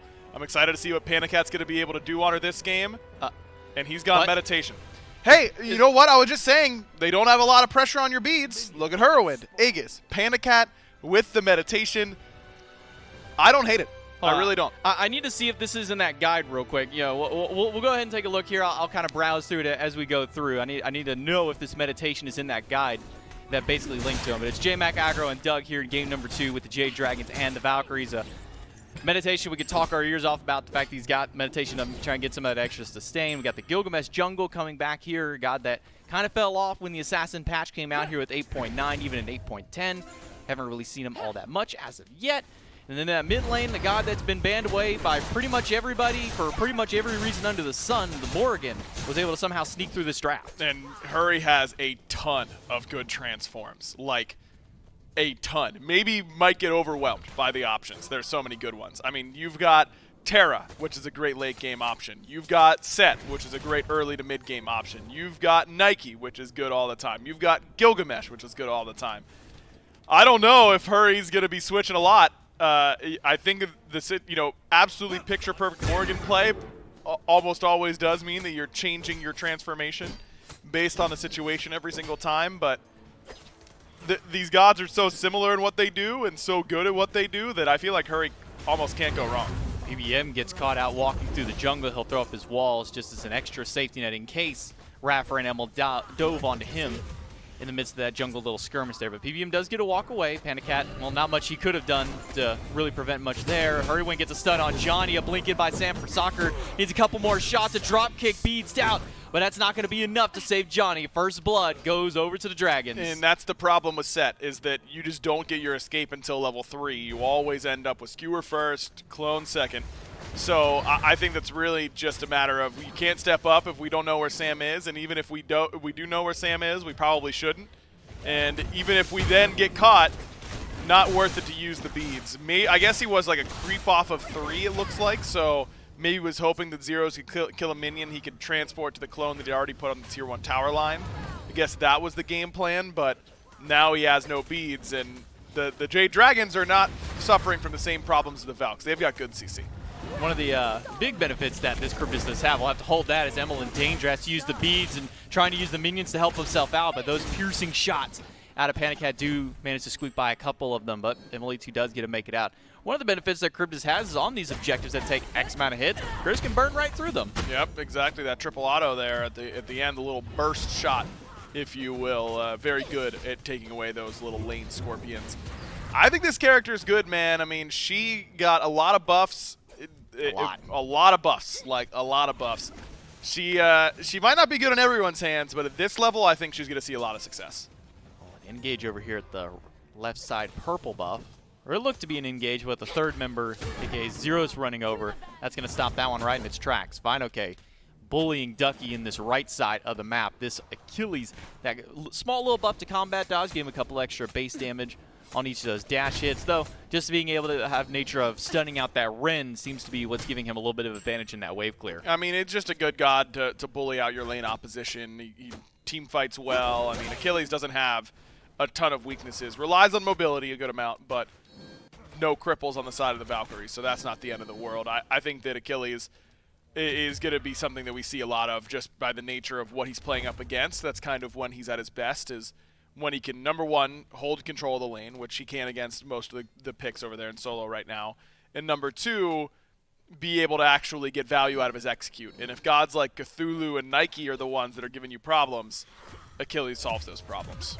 Well, Sam rotates up to the red to see if that's up, see if the purple's up, but most importantly, a rotation now towards this left lane. Emil used the Disapparate. It's a quick win to Shamash out of Sam. Drop kick hits Raffer, but he's right on the outside of the wall, so he doesn't get bounced back. Instead, Raffer gets to live to see another day, dropping the pillars just in case. Yeah, that's an unfortunate timing there for Sam. As you said, he was just far enough in to be able to get out, and it was because of that heavenly agility that he's picked up. That, remember, the outer barrier of Winds of Shamash is a slow. That's all it takes to get through it is slow immunity. So Raffer pops that, and because he's able to easily get through the outer edge with that heavenly agility, it means the drop kick doesn't do exactly what Sam was expecting. So good relic pickup there from Raffer. It saves his life. Not just that, Emil, who was down on his beads, even after using Disapparate, because he wasn't the primary target there, he got to live just all the same. Beads will come back in about 8 seconds for him, so once that next gank comes over, he'll have that ready to go. Mid lane, Zeros has gone for the blink yet again on the Chang'e, Conduit Gem into Restored Artifact, just to get him some early CDR online. Meanwhile, on the opposite side of the board, Hurrywin goes for a Do-Morb first item, something we've been seeing a lot out of these Morgans, aggro. Love it. Just gives you rotation power, gives you MP5, which you do need. I think that it's a really good item for her. High power makes her burst in the early game feel a little bit better. I think it's the perfect first item for her. If I'm Zeros, you know, and I had a pretty tough game on the Chang'e last time, and I say I won it again. My team trusts me to go back to it. And I'm seeing a lineup with 0 beads. I feel like this game's mine to carry. You know, I've got to make a play in this situation because he just has great tools to do so. You know, he's got Blink Ultimate and no CC immunity for Hurry or for Terra. You know, you can catch this Charybdis before she goes down into Whirlpool form. And Sam doesn't have any CC immunity. Final K only has his ultimate. I mean, this Zeros can carry this game with what I'm looking at. That means he's got to carry it. You know, he's got to get out there and execute. I think notably him and Raffer should probably have a field day because Raffer doesn't have to worry about anybody beadsing out of the root. They're going to be slowed for the entirety of that Dharmic Pillars. If they get hit by that root inside it, you probably could just consider them dead. But I think you're right to point out here that Zeros should just be abusing the fact that nobody's picked up beads. And until these players start hitting level 12 and get that second relic, even potentially then if they don't go there, that should be prime targets for Zeros. Has to be. And the fact that we're 6.5 minutes in, you know, I would have liked to see him be a little bit more aggressive than this in the early stages. Because as you said, you don't know if they're going to get beads at 12 and then your window is kind of gone. All it takes on the Morrigan is a blink ultimate from Zeros and Johnny being there. I just don't think that Hurry would survive long enough to get the transformation off and get his Nike shield off. Like that would be his best option in that situation, and I just don't see a world where he actually gets to do it. Well, PBM showing off the new feature on the 8.10 map, being those lanterns. They give you a little bit of stealth whenever you're standing inside the radius of them and really, well, not attacking or doing anything like that. So acts kind of like that new wall fog, except it stands right in place, and you can sit there for, I think it's what, upwards almost a minute before that one fades away, and then you got to hit it again to go ahead and refresh it. We saw one attempt of a big play at the yesterday. It didn't quite go so well. Curious to see how many more chances do we get to see out of a play like that. But Hurrywin needs a quick play to get a mid, a fast transformation, and on what, 1 health this man just gets to walk out? Yeah, that just can't happen. I think I saw an auto attack miss from Johnny or something like that, but that's exactly what I'm talking about. He just can't live if you execute that combo properly. But hey, at least they make it happen. At least they're aggressive. Sampling into the back line, the winds drop down, Rapper's caught out, uses Dark Pillars, a Panda catches him with the stun while Sam grabs Zeros. Panda Cat continuing to run down Rapper, peppering as many autos, but the ultimate out of Emil may have just saved the life of his support, but it may have cost him his own. Uses the Disapparate, and PBM is waiting for once he drops right out of that. A stun gets the beads out of from the Hunter, and Emil and Rapper both get to live to see another day. Rapper may have stuck around a little too long there, but Panda Cat doesn't quite have the damage to close it out. No, not going to be able to close that distance either, so it's a 1-for-0 there with Sam getting the kill on the Zeros, and you know, being aggressive with that blink, you need to be, because otherwise you're just going to get punished in that exact way that we just saw. Zeros is going to use that too in order to get out and be immune so he doesn't get knocked around in that Winds of Shamash, and as long as Sam holds the rest of the kit, Zeros will die anyways because he can simply jump and dropkick right after him. Aggro, I'm looking over here at Sam for Soccer. You know, blink on the Gilgamesh, the bum attacker, crush all makes sense. Right. Emerald Talisman, not something I would expect. I imagine this had to be the tier 1 tree that he picked up from his quest item, but going all the way through it then and picking up this Emerald Talisman out of the jungle, thoughts on this? I actually like it. I think Talisman of Energy is just an underrated item in general, and kind of lets you group and be aggressive around these minion waves, and there's a lot of magical damage here for the Valks. Zeros has to use the immunity, but a quick turnaround and 180 ult with no beads means that engagement is stopped dead in its tracks. Sam will jump back over the wall and leaves Hurrywin by his lonesome with PBM to only help him out. Continuing to chase down, stun is good, and Sam comes back right out of the mid-heartbeat camp to put down Johnny. Another kill up for the Dragons. And a 2,000+ gold lead now starting to amass here for the boys in green. So one of the things that makes Set really hard to deal with in the early game is that everyone has beads, so they can't just immune his ult. In this situation, when you haven't forced the enemy team to get beads, and they can just Aegis your ult, it's really easy for them to just collapse on you and insta-kill you after the fact. And I like the idea from Johnny on the pre-beads, but it was Mike CC that threatens it. Hurrywin still has his stun right afterwards, the deadly aspects, and he's just able to use it easily to set up for a cleanup kill there on the dive. Panda Cat showing off the quick reflexes with the Whirlpool. Rapper gets caught out trying to walk into the lane, rooted out, and body block to all eternity. Nowhere for him to go. The leap out of Sam will close the distance and close out the rest of his health bar. Now 4 up for the Dragons, and a Pyromancer started by Sam and Hurrywin to try and get some extra gold. Listen, Sam wasn't playing a whole lot of Gilgamesh whenever everyone else was playing Gilgamesh because he was waiting to pull it out until the right moment. He has all 4 kills for the Jade Dragons 10.5 minutes in. 4-0 for him. No other player has drawn blood yet in this game. And he's in a great position to keep this ball rolling because he's using his base damage. He's got a good defensive option in the Talisman. Zeros up blink ult onto Hurrywin under the tower, and that's a quick and easy execute for the Valhalla Valkyries. Get their first kill on the board. PBM body blocking Johnny and buying time as Sam for Soccer rotates right back in the lane, drops the wins, and gets the kill. A 1-for-1 trade here. Yeah, and hey, it's still a good play from the Valkyries. Get themselves on the board. Sam gets another kill, so all of the eggs are in the Sam for Soccer basket right now for the Dragons. That's both good and a bad thing for one player to have all of your kills because it's easy to shut them down, but it means they're going to be able to do an awful lot in these team fights. think that you look at the way that the Valkyries are playing, and I think through the first 8 minutes or so, they were much too passive around how their composition works. But even though it might be a little late, at least they're on the right path with how they're playing these mid fights. Just let Zeros be that initiator, blink in, make it happen. Raffer drops those Dharmic Pillars earlier to steal away the red buff. Had to use the entirety of the kit, not going that full damage build on the Ganesh, and rightfully so, you are playing support role, so it takes him a little while before he can fully clear out that buff, but he does steal it away, and I'm not even sure if they walked over and dropped that last minion, but we'll hold that for a moment because Emil and Raffer again under siege, but no wins up for Sam just yet, so not much threat to be had against Raffer and Emil. They'll be able to walk away cleanly, but Sam already level 13 on this Gilgamesh. He did go back and pick up beads for his second relic, so now he finally has an answer to Zeros' ultimate.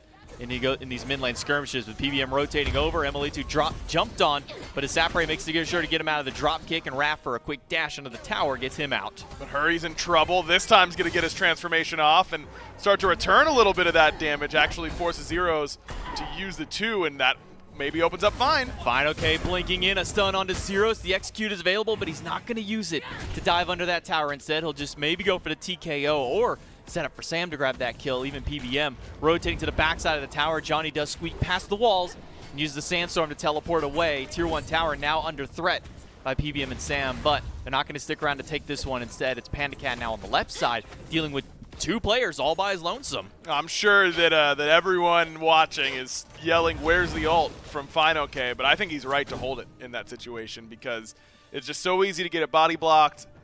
Maybe Johnny ends up dying from that damage, but I just don't love the idea of going in the 2v1 and expecting the enemy team to mess up. Zeros under siege yet again in this mid lane. Tier 1 tower will not live this time around. Now with all 3 of the Jade Dragons 3v3 ready to go in mid, they'll drop Tier 1, add 500 more gold to their pockets, extend that gold lead upwards to near 4,500 gold up. And Gold Fury started by PandaCat. He's got some lifesteal, he's got some crit to try and stay alive and drop this, but not a whole lot of members of his team here just yet. He will walk away from the gold. I mean, he's got good sustain. Death Toll works in full on that triple auto, and you got your lifesteal from your Devos as well. You got your crit now from the Wind Demon. I mean, PandaCat's going to hit hard on these objectives, but still needs someone to tank it for him. Can't fully lifesteal off that Gold Fury like you used to be able to back in the day.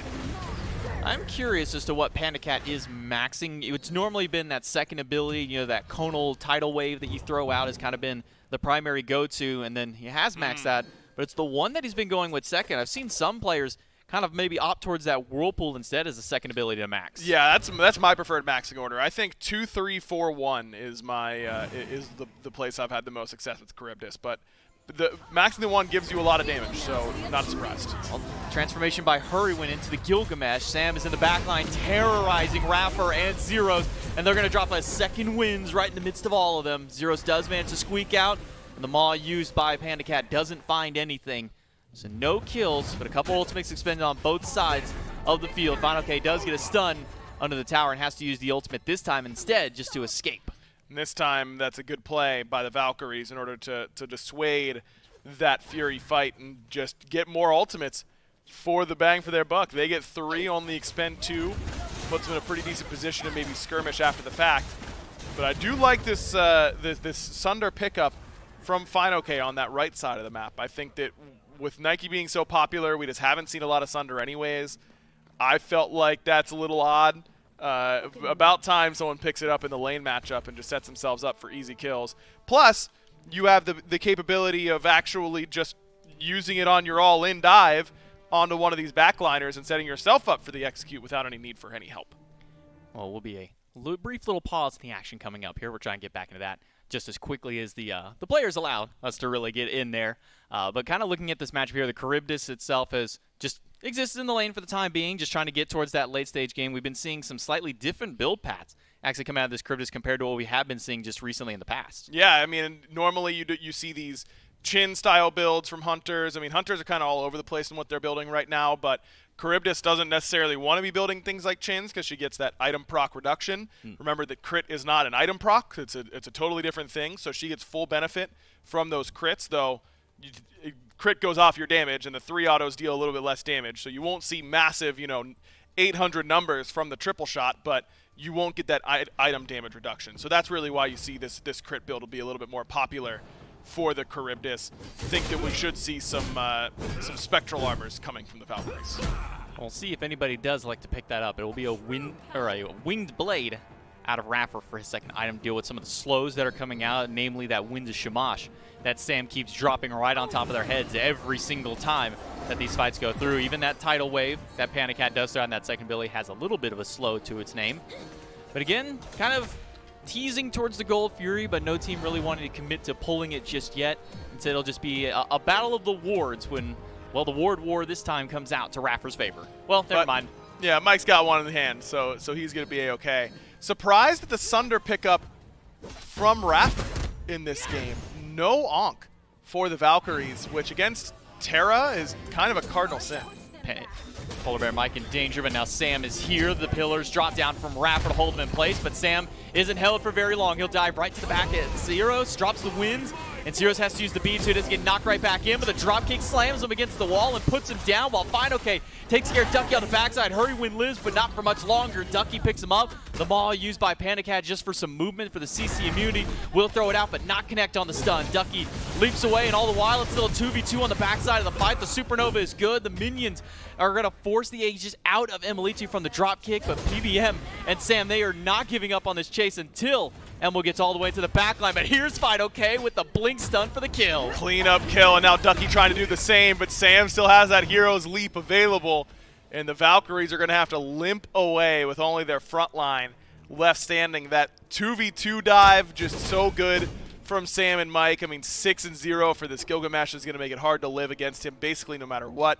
It was good work from Johnny and Ducky to at least get Hurrowwind, but the peel there from Fine-OK and Panic Hat's survivability on this Charybdis just proved to be a little bit too much.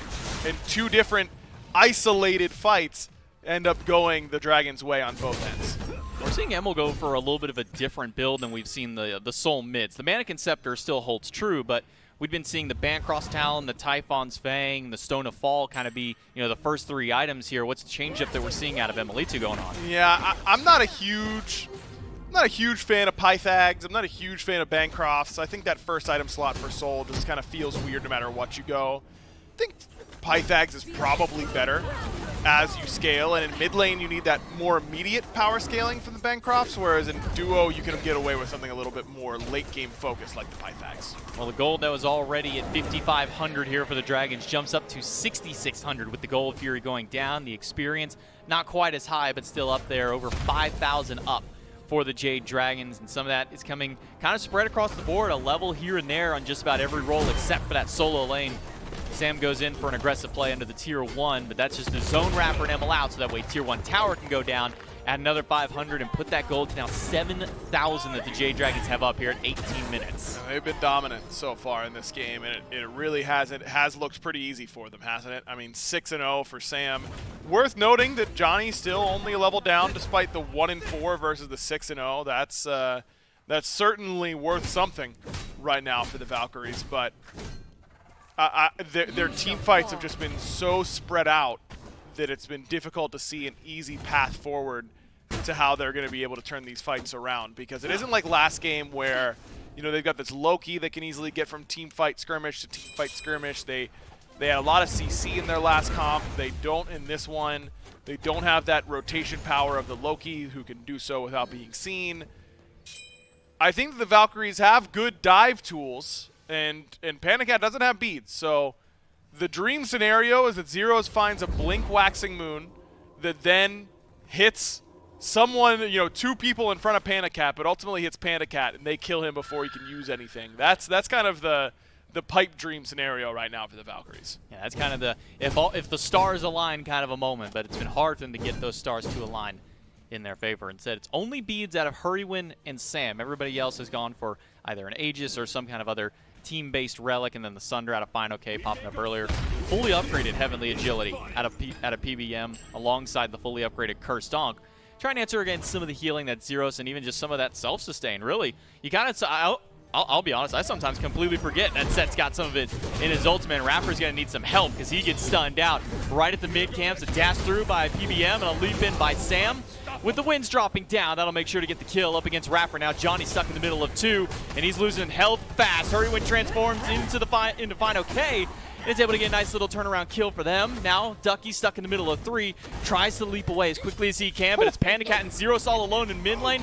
Well, that one's going Zeros, and an H out of Emil saves him from the execute out of Final K. And now Ducky now caught in between the entirety of the Dragons. Hurrywin notches his second, and the Dragons continue their absolute dominance here in game number 2. This should be a mid-Phoenix for them.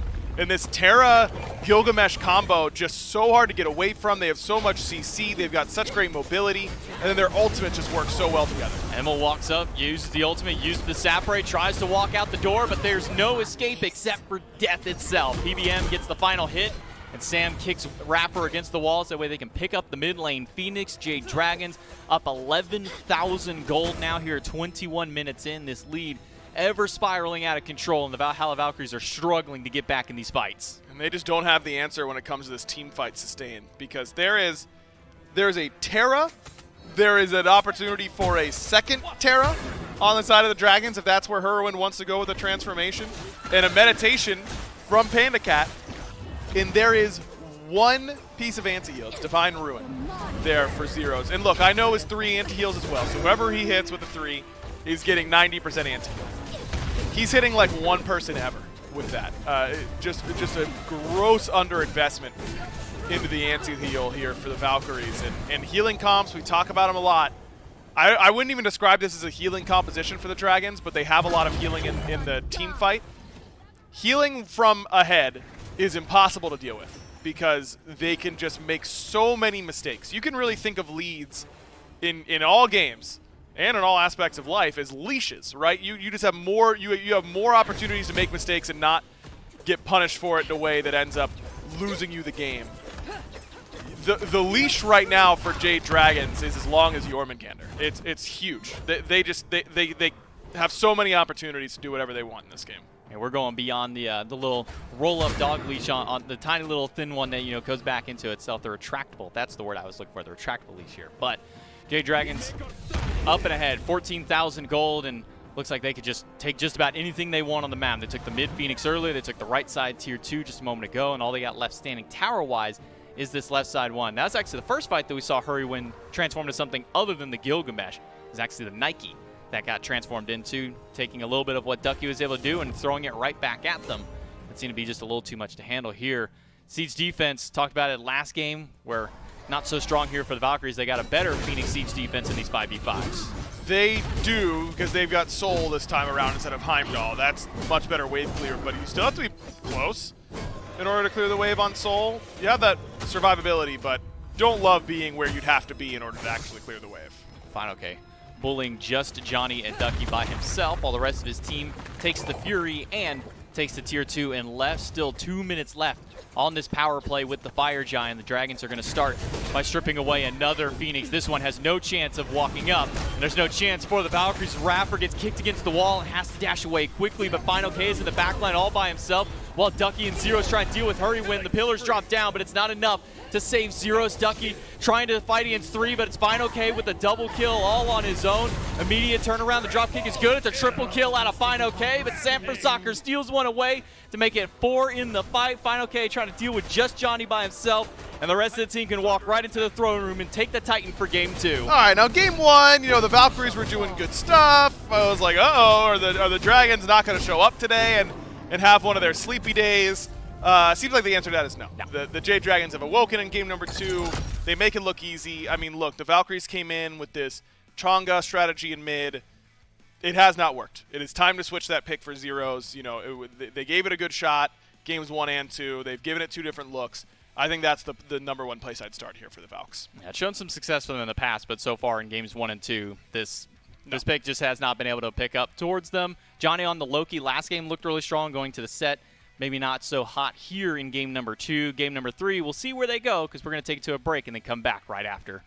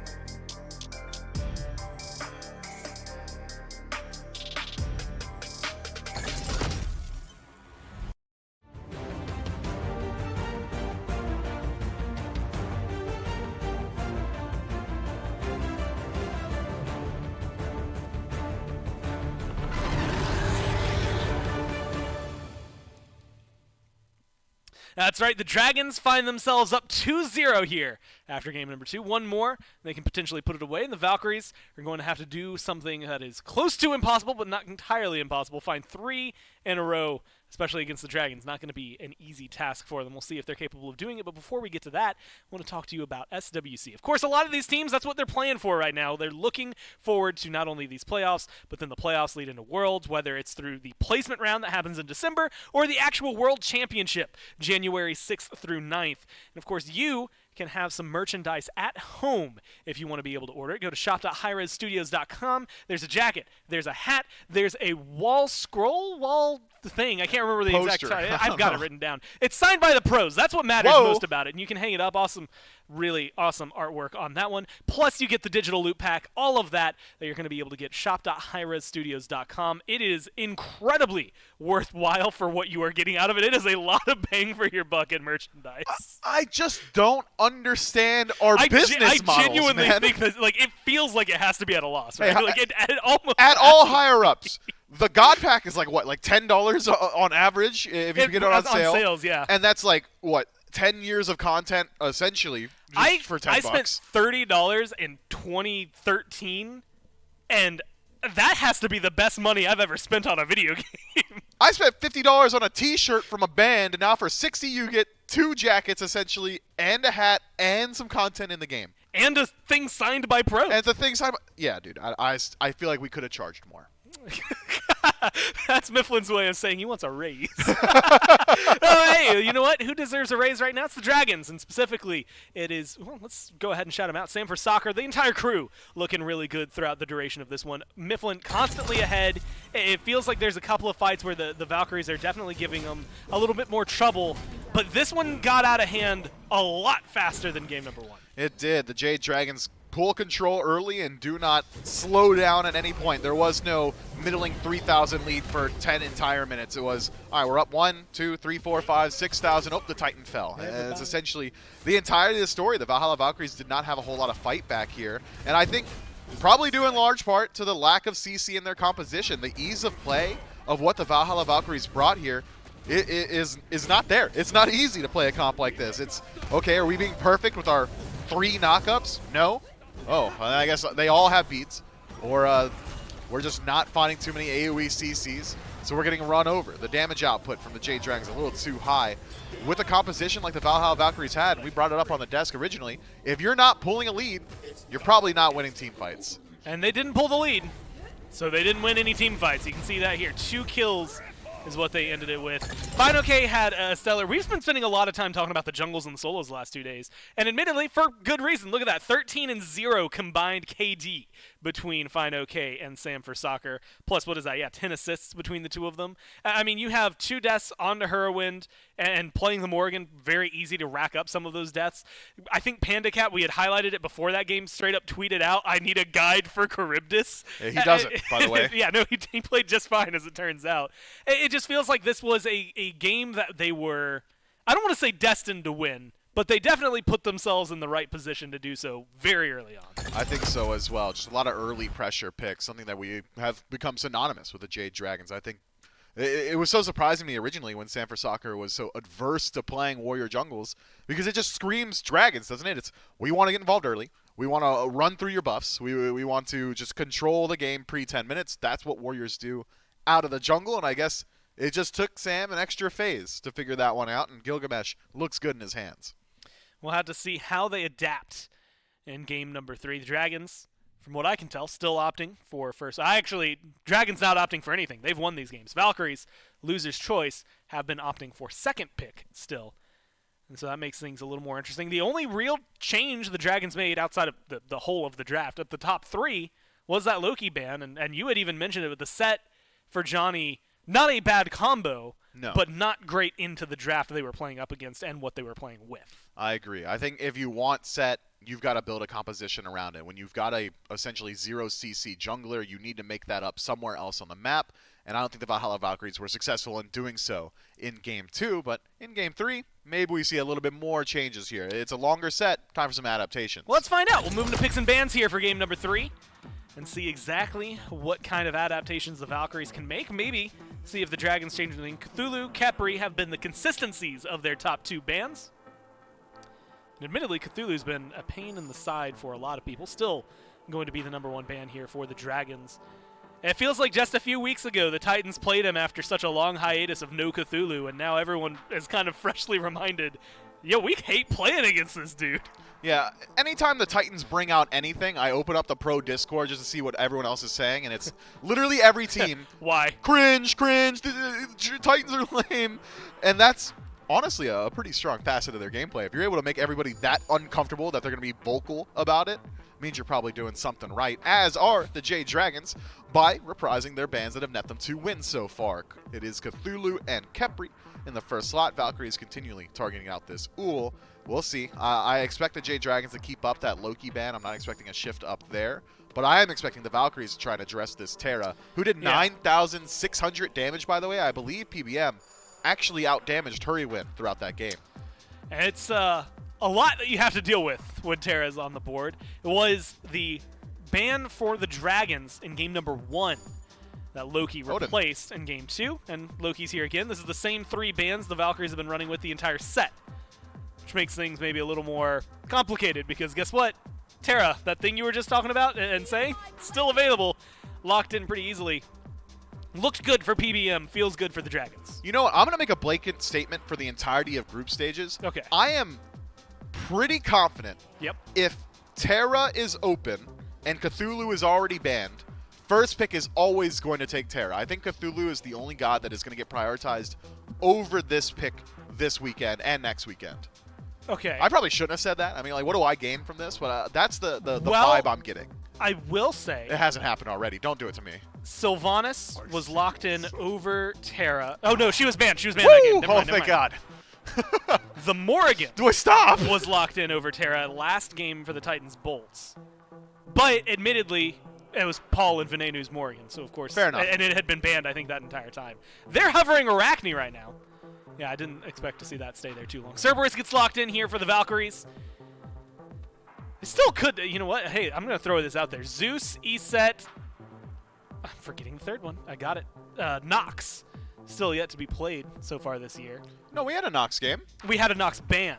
Ah. We have not had Nox played yet. I have a separate list for bans. Agni, Why am I Amaterasu, questioning you? Anubis, Arachne, Bacchus, Kernanos, Chak, Charybdis, Hades, Yorm, Kumba, Mulan, Nuwa, Oleron. No, I have to take Oleron off this list. Thoth, Vulcan, and Xbalanque and Zeus have not been banned.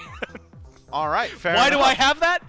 I got bored one day. That's really the only answer. It's the Sobek here, a popular pick for Raffer, and it's helped find success here for the Valkyries. It has been. It's a nice, safe pick throughout the early game. CC immunity inside the ultimate, the ability to engage these fights. If the Valkyries were worried about their CC light composition in Game 2, well, they've already cleaned that one up here in Game 3. Stygian Torment, Paralyzing Spit, the Pluck from Sobek, all going to be great tools to displace the Jade Dragons.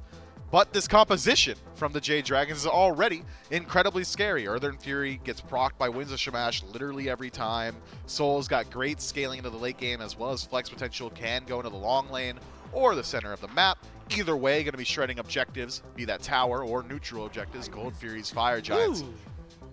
You know, I've been a game early on all my predictions so far. I called Hunbot's last desk. Now You it's did getting picked up. Gilgamesh, prior. Yeah, Just put me on a delay. Yeah.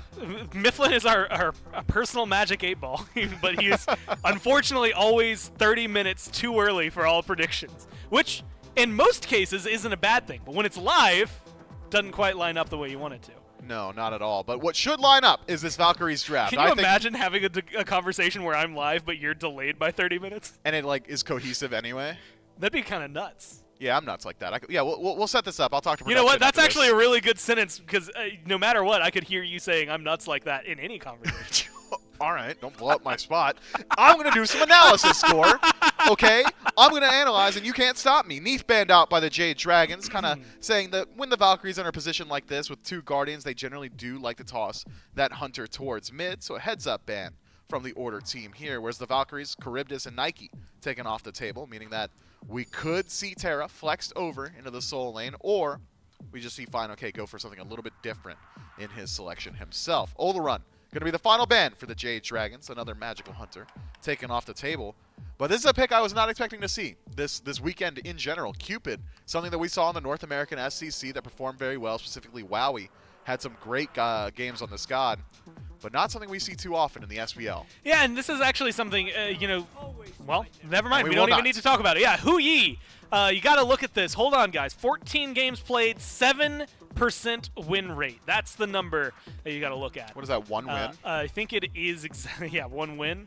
And, hey, I'm going to spoil this. Pretty sure it was not the Valkyries who did that. They have gone to this a few times so far this phase, and it has not treated them very well. But admittedly, it hasn't treated anybody well. So it is not a pick that I admittedly have, I want to say, an endorsement for. Do you think it's going to do well so far, now with an Wheelish on the other side, against what the Dragons have? Well, Wheelish does make it a little bit harder to perform on gods like Hu Yi, considering how telegraphed your leap is. This does generally shift up the Jade Dragons draft, though. Gilgamesh likely headed for the Soul Lane, with Sam for Soccer taking the Wheelish into the jungle. But Hu Yi is a god that Emilito has played a fair bit this year. I think maybe even like 4 or 5 of those games of the 14 could have been Emilito. And he may not have found too many wins, but as far as success in lane, I think it's one of his better picks. He's been finding a couple solo kills. The balance has been looking good. Yeah. Your presence around these objectives is going to be phenomenal, just able to rain down some suns and slow down the opposition. And speaking of objectives, now you've got a traditional secure with Thoth. I like this draft from the Valhalla Valkyries, but it's not easy to perform on. These guys don't do themselves any favors with these high performance picks. Hu Yi, you have to play very well to get the full value from him. Thoth as well, pretty exploitable throughout the early game. It's all about positioning inside of the team fight. This could be a game where the Jade Dragons dive potential between Terra, Gilgamesh, and a Wheelish, even Danzaburo, just the ability to ride that rocket in, could spell some doom for certain picks on the side of the Valkyries. Now, if memory serves correctly here, PandaCat as well, one of the most Danzaburos, or has played the most Danzaburo this year of all the hunters. He likes to go back to this and has continually done so. That plus you're picking up this Wheelish. We've already talked about that being good for Sam. It's the Danza coming in for Panda and the Gilga going solo that are maybe the wild cards here for the Dragons. Maybe Fine OK's Gilgamesh is the wildest of those, and even still, I kind of trust him to play whatever he wants. Is this going to be another solid performance from the Dragons? I think so. They've got good tools. The duo lane should find a little bit of pressure early on, and if your duo lane is succeeding and you've got Danzaburo in it, I've coined him the god of win harder. If you've pulled a lead, you're probably going to maintain it and kind of push it a little bit further just by nature of I rode my rocket at you so you died. And with Terra, I rode my rocket at you, you exploded from the rocket, and also Earthen Fury. Going to be pretty nice for that lane. I think there is still worth noting that Gilgamesh and a Wheelish can flip roles. Fine OK is a little bit of an eccentric player. We might see a Wheelish in the Soul Lane. I'm not expecting that. But it's also worth noting that every time we see Danzaburo locked in for the Jade Dragons, it's generally matched up with a Mercury. Sanford Soccer's not going towards that this time around, so that global presence not going to be there to help him out in lane. It'll be interesting to see how they tackle that, what kind of changes the jungle might be in, but there's a lot that they're going to be able to capitalize here for the Dragons. It is a must-win for the Valkyries to stay alive this set. Let's see if they can do it in this game. Yeah, big game for the Valkyries to try and bring it back, an even bigger set for the Jade Dragons. That way they can make their run in the group stage just that much easier. It's J-Mac, it's Aggro, and it's Doug here in game number 3 between the Dragons and the Valkyries. PBM going back on this war flag that we saw in game number 1 from his Umoja play, and Final K going for a Bluestone pendant on this Gilgamesh solo. A little bit more aggressive than I thought he would be. I mean, maybe it's because of the lane matchup that he decides that he's not going to be under that much pressure from the Cerberus, and he'd rather have the kill potential on his rotations, but a little surprised that we don't see the Warriors Axe for him. I mean, it's just so such an easy scaling option for you to have. Will be a blink out of both of the supports. Raffer going back to the Sobek that's had some success for them in the past, usually when they've coupled it up with that Chunga with the Circuit. That was one of their winning try combos, but this time around, it's going to be Zeros on Thoth and Johnny on the Hun Bats that have seen, honestly, kind of mixed levels of success throughout the phase. We've seen some really big Hunbats wins. We've also seen some really hard Hunbats losses, and well, maybe we're seeing a loss of his life here. Sam and Hurrywind very aggressive to start right out the gate. They get the beads out of both the mid and the jungle of the Valkyries. Wow, they did get both beads, and Hurry still returning damage back. Mannequin Soul with full passive, unbeatable when you're trading autos early. Like, I don't know if there's a single character in the game that can out-trade her in the autos when she has mannequins and fully stacked passive at level 2. So definitely a good idea there for the Dragons to be the aggressors. Smart chase by them, and Johnny certainly needed to use the bees. I don't know, maybe Zero's got clipped by that feather step and just didn't have the option to get away. Essentially, well, PBM does get plucked back right into the clutches of Emily to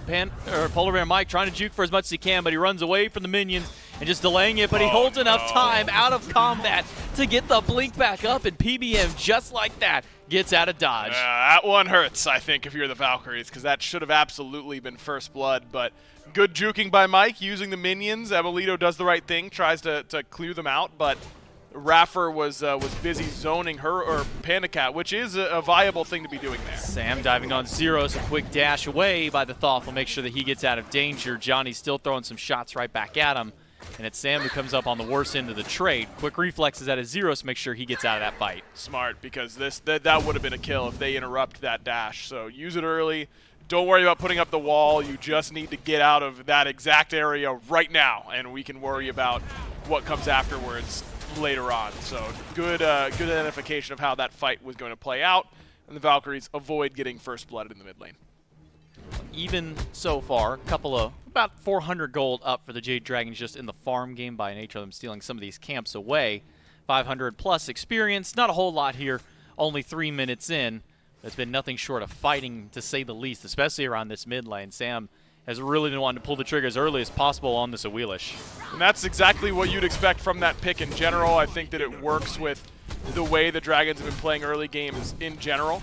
So far this set, game 2 in particular, they were able to really get off to a good start. Sam in particular on the Gilgamesh. Awilix, one of his picks that he's done that on a whole lot in his career. Lately, we've seen a lot of Awilix play. A lot of competitive teams, I think, are starting to play her a little bit up against some of these jump-heavy comps. Haven't been super impressed with her showing. I think that she has been just a little bit too vulnerable to falling behind and losing that lead, and then she just becomes basically useless from behind. But if there's a composition to make it work and the way the playstyle for the Dragons can make it work, I think this could certainly be it. They've got good setup for Sam with the Final K dropkick, with Herwin's ultimate, and then all the jumps on the other side. He's got good options for this Gravity Surge. And both of these teams know that they're there, but a sick little bounce by Emil actually clips both of them off that ricochet. He gets a nice little bit of poke fire right there at Panda and Polar Bear Mike. PVM will get the root on Raffer, and the rocket out of Panda Cat. He's going in aggressive. Who's the target? A quick blink from Raffer. Expended to get away out of the rocket. Emil had the dive bomb to get out. So ult down by Panda Cat, but he does at least get a relic out of it. Gets a relic out of it, but Mike has blinked Kim back up, and so he had blinked forward in order to be ready to follow up. So good blink away from Raffer. Doesn't do it in a straight line, because then it's very easy for Panda to just keep the chase going. Blinks off to the side where Panda can't chase him quite as easily. Raffer wants the pluck, but just misses the leaf, and now that Johnny is here, PBM may be in danger. No beads to his name. A Fear No Evil shoves him back away and right into the clutches of Raffer and Emil. First blood in game 3. This time goes over to the Valks. A well-timed gank there from Johnny. He had just gotten his Jotuns up, so he gets 20% CDR. He's strong on this rotation. He knows that Panda and Mike have not backed yet, so they are weak, and it's a well-timed gank. Doesn't waste time trying to find Panda Cat and split his focus. He was singularly focused on the player they knew they could kill, and they get the first blood. Now, it's a bit unfortunate that it goes to Raffer. I feel like Mike was just absolutely dead to rights. Probably should have left that for Johnny or Emilito, but hey, first blood is first blood. Sam, recognizing that Johnny is on that left side, decides to turn into the little back camp bandit gremlin and steal away a couple of camps, get some experience away from Johnny, some towards himself. Even Final K takes a Harpy of his own. Now we're just seeing the bullying that this Gilgamesh is able to do up against a Cerberus. She even drops the ultimate.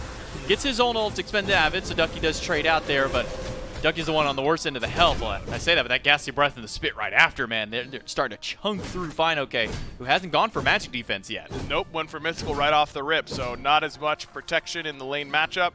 Ducky, on the other hand, Breastplate of Valor gives him that lane protection and that CDR that is so important for these Guardians with some of the longer cooldowns. So overall, like that idea from Ducky to try and go for the more aggressive trade. Don't be too scared to the trade blows right now because he should have a slight advantage. Hurrywin might be in danger here in the mid lane, and so is Johnny. A leap over, but Sam does not elect to pull the trigger and get him back because the beads were used by Johnny preemptively to jump over that wall just so he can get away. In that mid lane, Hurrywin does manage to squeak by with the help of PBM, so he'll get to go back to base and get that Pythagrams picked up for his first item, then into the Druid Stone. Now, in the 1v1 of the Hunter matchup, Pandacat throws the rocket, but he's on the losing end of the trade as Emil and the minions plus the Sun are more than enough damage to handle Pandacat. And on the right side, it's Ducky with no ult and no life left. Sam rotates to the right and at least gets the Dragons on the board. Man, good play, though, from Emilito on this left-hand side, is identifying that he is way stronger at this point in the game because he went Crusher, Pandacat went for this Devo glove setup, and he just will not have nearly as much damage to try and contest. Really smart all in there from Emilito, gets the beads, gets the ultimate, and I want to see Johnny over there punish this Hunter for not having his beads for 2 minutes. That's a big window, and it should be an easy kill for Hunbats if he can close the gap. Raffer really wants to get in to try and steal that red buff away, but PBM wisely able to zone him out. And the Lotus Crown pickup once again for PBM on this Terrace. Now he'll have the extra little bit of power, and most importantly the protections when you do get those heals, kind of that big boon from that ability. He'll drop down the Monolith, so that way he can get back to the Tier 1 tower. Him and Hurrywin will just have to clear up the minions against the 3v2 here against the Valkyries. Zeros and Johnny are more concerned going back into the jungle. Mid camps are up, and they'll go right to him. They've had good mid-camp control this game. Zeros has done a good job of poking out Hurrywin a good amount in these laning phases, but I think the Soul pick has been very smart for the Jade Dragons because of that extra little bit of poke that is coming their way. I mean, Thoth, as annoying as it is to play against, it's better for him to hit you than hit the wave, because if he's hitting you, then his 1 cooldown is reduced, so he can just hit the wave pretty soon anyways. So it's usually correct for him to be poking you out, and Soul has that built-in sustain that makes that a little bit less punishing. Watch out, Sam. He'll leap over the wall and get the ultimate out of Emil. A blink in by Raffer is immune by the rocket instantly. And Raffer able to turn around and get one, and a Fear No Evil and no beads out of Pandacat means no escape. And that's going to be 2 more up on the board for the Valkyries off a great rotation from the jungler and the support. And now you've got a real win condition for the Valkyries. You can just facilitate Emilito from this position, and he should be able to make it happen. That being said, he's still pretty much even in net worth, pretty much even in experience. I mean, not getting a massive lead from all these kills. A little bit unfortunate for him that he only got that solo kill. The other 2 have not gone his way, but not the end of the world still for ML at this point. I mean, I still think that if I'm the Valkyries, I'm talking about how strong we are on the left-hand side. Let's group left, let's group left, let's pull gold as soon as I have ultimate back. Let's do what we can, because I think you've got to try and ride the hot hand right now. Don't think Ducky has a gankable lane now that FineOK has Bulwark.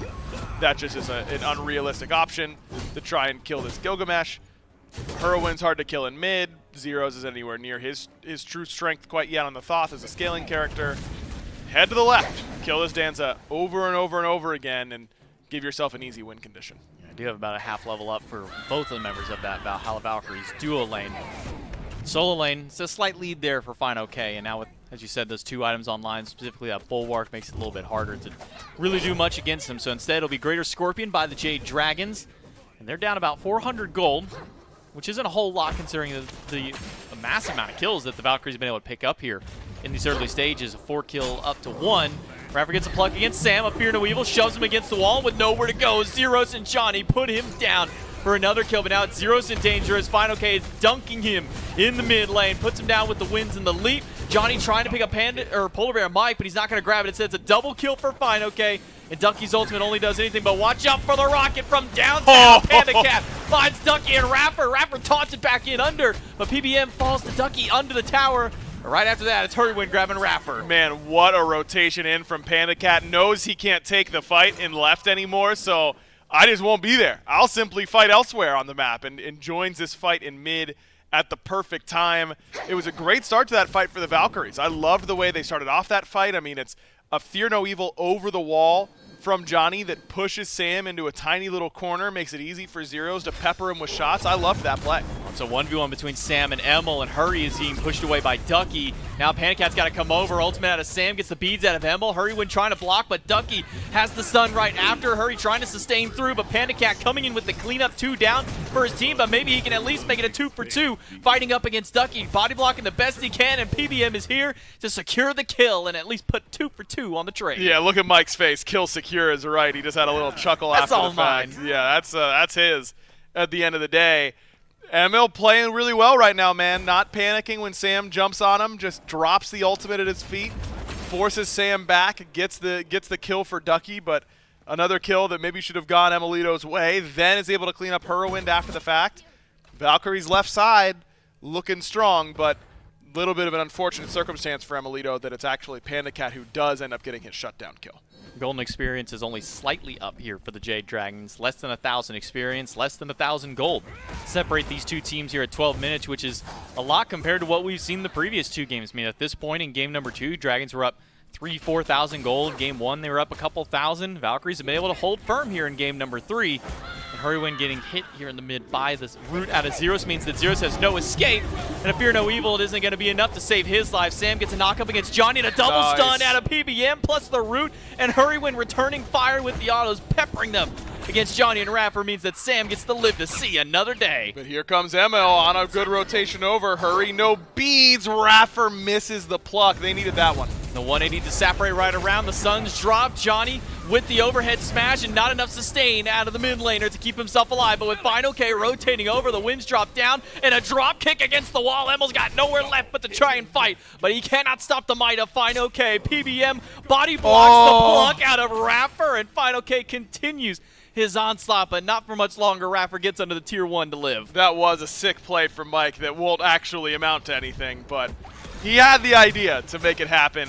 A good rotation from Emilito. I think he feels that he needs to put this lead elsewhere on the map and help transition it, and I think that he's right to have that instinct, but we just see the weakness of Thoth. For all of his strengths and his long-range damage, a pretty decent dash, you know, a good ultimate, all that kind of stuff.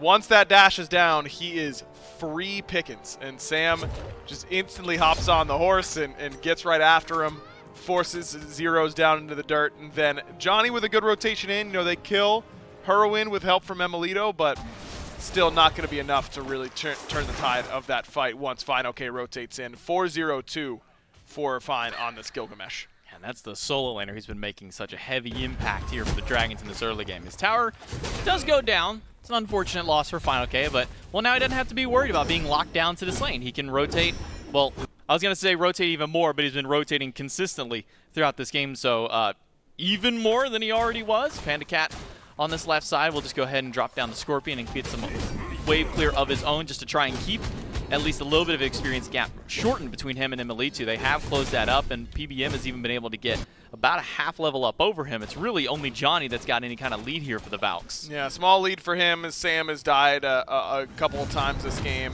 Oh, what a bounce! Sick bounce. The leaf may just be enough to get Pandacat out of here, but Emil really going for those tricky ricochet shots. He'll at least be able to get some style points there. Getting Aegis away. Pandacat under danger because Johnny's rotated over, and that's another bounce. That would have been enough to get that kill. It doesn't matter. Johnny at least grabs it. The Dragons go for the Pyromancer, and with the ultimate out of Hurrywin, that will secure it. And now Raffer's on the wrong side of the map. Ducky has to use beads to get away from Sam. Sam uses his own ultimate just to make sure to have that CC immunity. It'll be a nice little cleanup kill for Sam. Yeah, that knock-up immunity and that gravity surge makes it very difficult for Cerberus to peel you away, and Ducky losing the beads as well as his life doesn't feel great. But Johnny active on that left-hand side, doing exactly what I was hoping for, camping Emilito's lane, just making sure that Pandacat doesn't have easy laning phase from here. And now both his relics are down, so why not just hunt down Pandacat, pick him up as soon as your Fear No Evil's back and ready to go, which should be pretty quick considering the 30% CDR in the build for Johnny.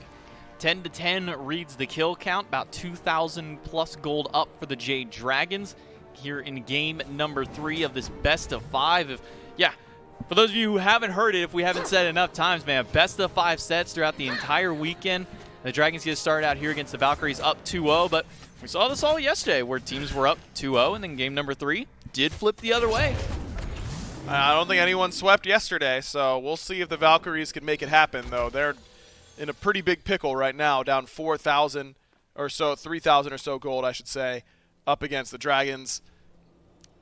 You know, their team fight comp is far better than any other team fight they've had so far this set. So they certainly have the tools, but who is going to be able to stop FineOK from killing zeros? That's my main concern if I'm on the Valkyries, is how do we actually peel our Thoth or peel our Hou Yi? It doesn't matter. How do we peel FineOK ever? Because he's level 18, 402 on that pick. And he's got his own purification beads up as well as the rest of his team, minus PBM, the only one who didn't pick up a set of beads to go up against this CC heavy comp. Between the Fear No Evil out of Johnny, between the ultimate out of Ducky, even the Plucks out of Rapper, lots of potential CC to launch through. And Zeros throws out the final judgment just to clear out the wave. A little scared of the Jade Dragons pushing up on his tower. Yeah, I don't mind that. I mean, in the early game, final judgment isn't really that threatening. You know, you're not going to really be half-healthing people with it at this point in the game, so why not just use it to make sure that we don't get dove in mid. Doesn't provide you CC immunity, of course, so. Plus, he's got the Chronos Pendant. It won't take that long for it to come back up. No issues at all with Zeros playing nice and safe underneath that tower. Use the range advantage that Thoth has to keep himself safe. I love watching Panda Cat's movement towards his purple buff, because the last like 3 that he's gone for has had somebody there ready to fight. So he walks up, he kind of does like a triple take to each side, like, no Johnny, no Emil, I'm good to clear this. Okay, I'm gonna clear this, quickly get back to lane and get back to safety, because it's been non-stop fighting in his lane. He's already lost his tier 1 tower. He has been able to at least trade out and get Emil's tower earlier on. Zeros danger here in the mid lane. FineOK blinks into the back line, gets the beads out of the mid laner, and then a quick jump out by FineOK means that he will be A-OK. Tier 1 tower looking a little worse for wear as Hurrywin continued to pepper some basics into it. I mean, that was just a good play by Hurry. Steps up, gets the wave underneath the tower, drops the ultimate, forces Zero's dash, and does a lot of damage to him at the same time, and lets FineOK only use Blink ult in order to get both relics away from Zero. So if you thought it was hard to live on this Thoth beforehand, good luck now, because I think it's just going to be a Sam hunt down. Oh, but Johnny against Sam for Soccer. Quick leap away by Sam, gets him out for the time being. Johnny wants to close in that gap, but PBM is right there ready to go just in case he does initiate. So that's a Fear No Evil down, the big portion of the Valkyries team fight on cooldown. Sacred Monkey Toss does hit a couple, but now it's the 1v1 between the Hunters again. Panda Cat goes in the lead just to distract for a little while longer. Emil, he'll instead make his rotation to the top side of the lane, not getting, or just getting the beads out of Panda. Hey, we take those. If you can get beads for Sunbreaker every time, you feel really good about your potential in this lane. And I love the aggressiveness from Emilito. I mean, Panda Cat clearly paying him a lot more respect with that early beads. Doesn't wait to see if the ricochet hits, just assumes it will. PBM plucked back. Hurry in the mid lane dealing with Ducky, but Hurry's doing just fine. His lifesteal's keeping him nice and tapped up, but a triple bounce out of Emil. Chunks away the health bar of PBM. A leap makes sure that the ultimate has to come out of the jungle to keep him in. Johnny in the backline, an ultimate from Ducky, and a supernova drop by Hurry just for the immunity. Now it's Emil in danger. He's got to sit all the way in the back. Final judgment almost takes out Polar Bear. Mike living with under 20 health after that one hit. Rapper gets taunted back in by the Gorge out of Panda Cat, and that's going to be the turn around to kill. Fear No Evil in the back line. Johnny does find Panda, gets the Aegis out of the Hunter, and now the Hunter's got his rocket back up. He'll throw it right at Johnny, and the damage plus FineOK takes him out. Fine, still not done. Going in underneath that Tier 1 tower. It's on its last legs, and Sam on the rotation over. Doesn't have the gravity surge, but does have the knock-up. Ducky not liking that one. You can see him. He's not done. Emil down to half health, but Zeros with the root makes sure to hold him in place and set up for the Tier 1 or Tier 2 tower to go down. Jade Dragons on a tear here. 5,000 gold up over their opposition, and now no safety left for Zeros in the mid lane. That's not a good look for him. It's just too easy to dive this Thoth given that right opportunity. Is FineOK still undying on this Gilgamesh pick. That Bulwark shield coming up big, and a couple of close but no cigars there for the Valhalla Valkyries. Mike nearly falls multiple different times, but Zero's damage just was not quite there. This dive from the Jade Dragons, you heard Mifflin talking about on the desk between the Awilix and the Danzaburo and this Gilgamesh. Just too much to handle. Man, these rockets from Panda Cat have been sick in the midst of these fights. And I'm not sure if we're actually going to get to see one here. There, we do have one little replay coming up for you guys at home to take a look back on. And it will be Emilitu getting a nice little rotation. The triple bounce against Mike hits him with all those taps. Just absolutely disgusting what some of these 2U players can do. Yeah, no justice that he doesn't end up getting that kill afterwards. But here's Panda Cat on the rotation in. Don't often see you fire off the rocket without hopping in, but in this instance did. That just a taunt out there right in the middle was huge.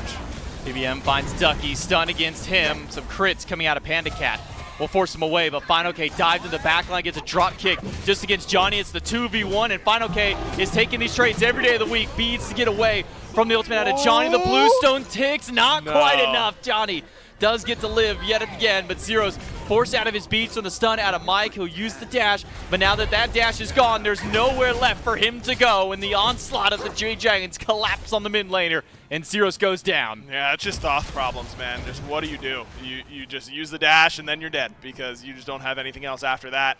No CC immunity, no real CC in general. I mean, one route oftentimes isn't going to save your life, and the Jade Dragons right on back towards the objective. Fire Giant started. Final K will push Emil against the wall and take another boxing match, but he's not winning this one, not yet. Sun's dropped down, but the rocket out of Panda Cat will hunt him down. He'll leap on top of Final K. Lifesteal is good, but not enough. Panda Cat throws out the Gorge to seal the deal. Ducky picks up a couple with the ultimate in the backline, gets some beads, gets some abilities out. Hurrywin spots Johnny and tries to stop him from going in, but Fear No Evil not quite up just yet. Panda Cat may have had a tough laning phase. Emilino may have gotten the better of him there, but right now it's Panda Cat just doing too much in these team fights. Just the CC from this Danzaburo, the kite potential in the 3, it's all come up huge for him in this game, and despite the rough laning phase, is now sitting at 4-3-3, has ready to upgrade his starter, and he does into that Ornate Arrow, just getting extra crit damage, or crit potential, I should say,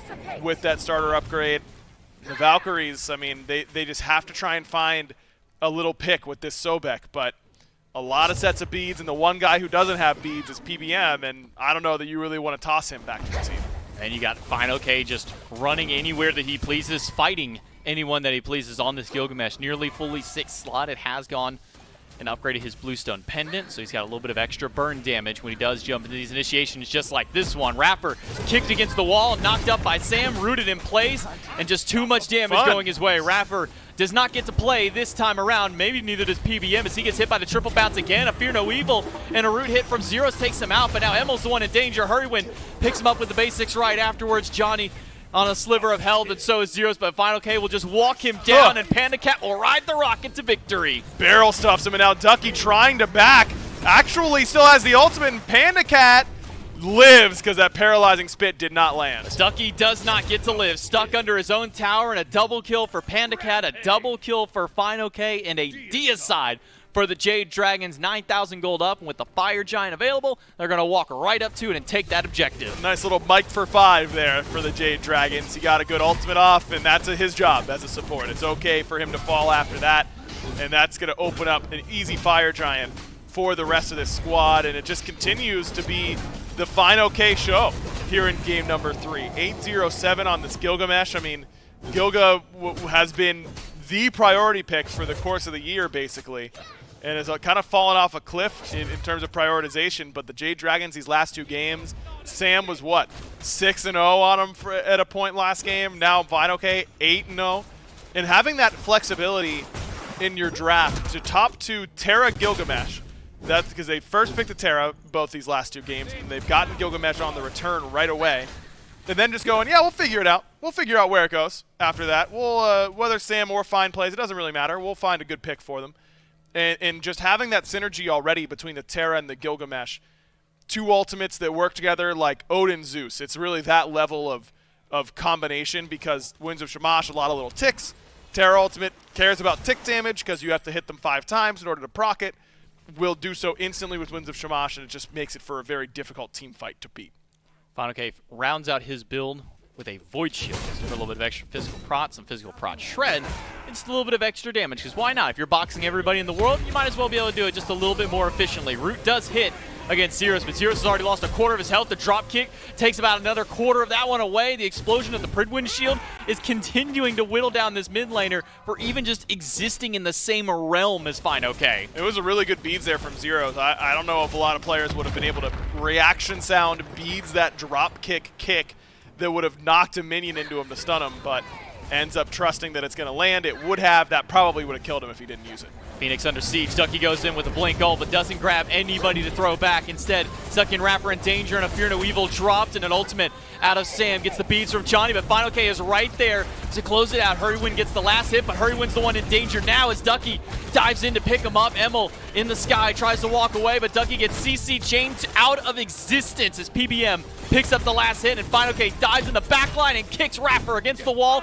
just so he can grab Emil. He might be going for double digits here, but he's got to do it on zeros as Panda Cat took that one away.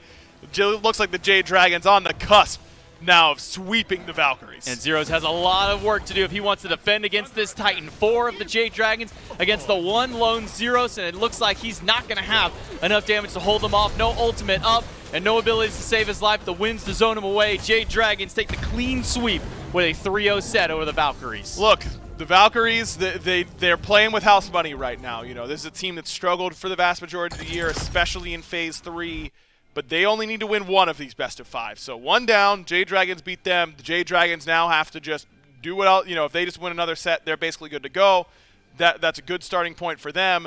Valkyries still have 2 more teams that they can go up against and beat and put some pressure on. So we'll see what happens with them. It's not going to be an easy 2 to go against. I mean, you got the Kings and the Leviathans right after. A tall task for the Valkyries, but a big win here for the Jade Dragons as you're highlighting. Getting that win here is so important for them today as we move on towards group stage. We'll take it to a quick break. We'll come back right after.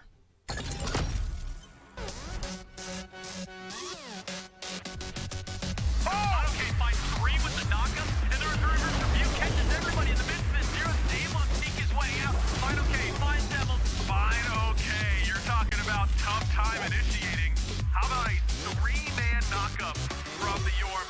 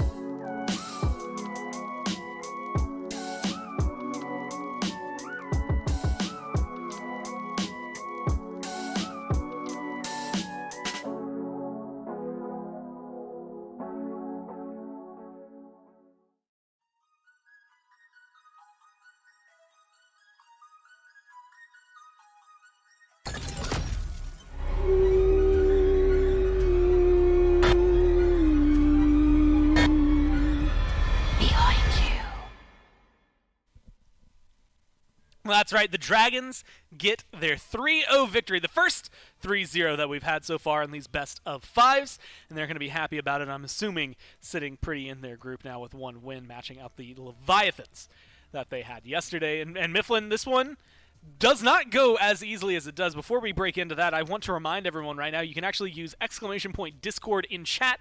Go join our Discord and join the pumpkin carving contest that is going on right now. So you can go into the official Discord, find all the links, and of course vote for your favorite that has been submitted there as well. Tomorrow we're going to be announcing the winner. I have already forgotten what the prize was, but I know it's something good. I think it's gems. Probably gems. It's a lot of stuff.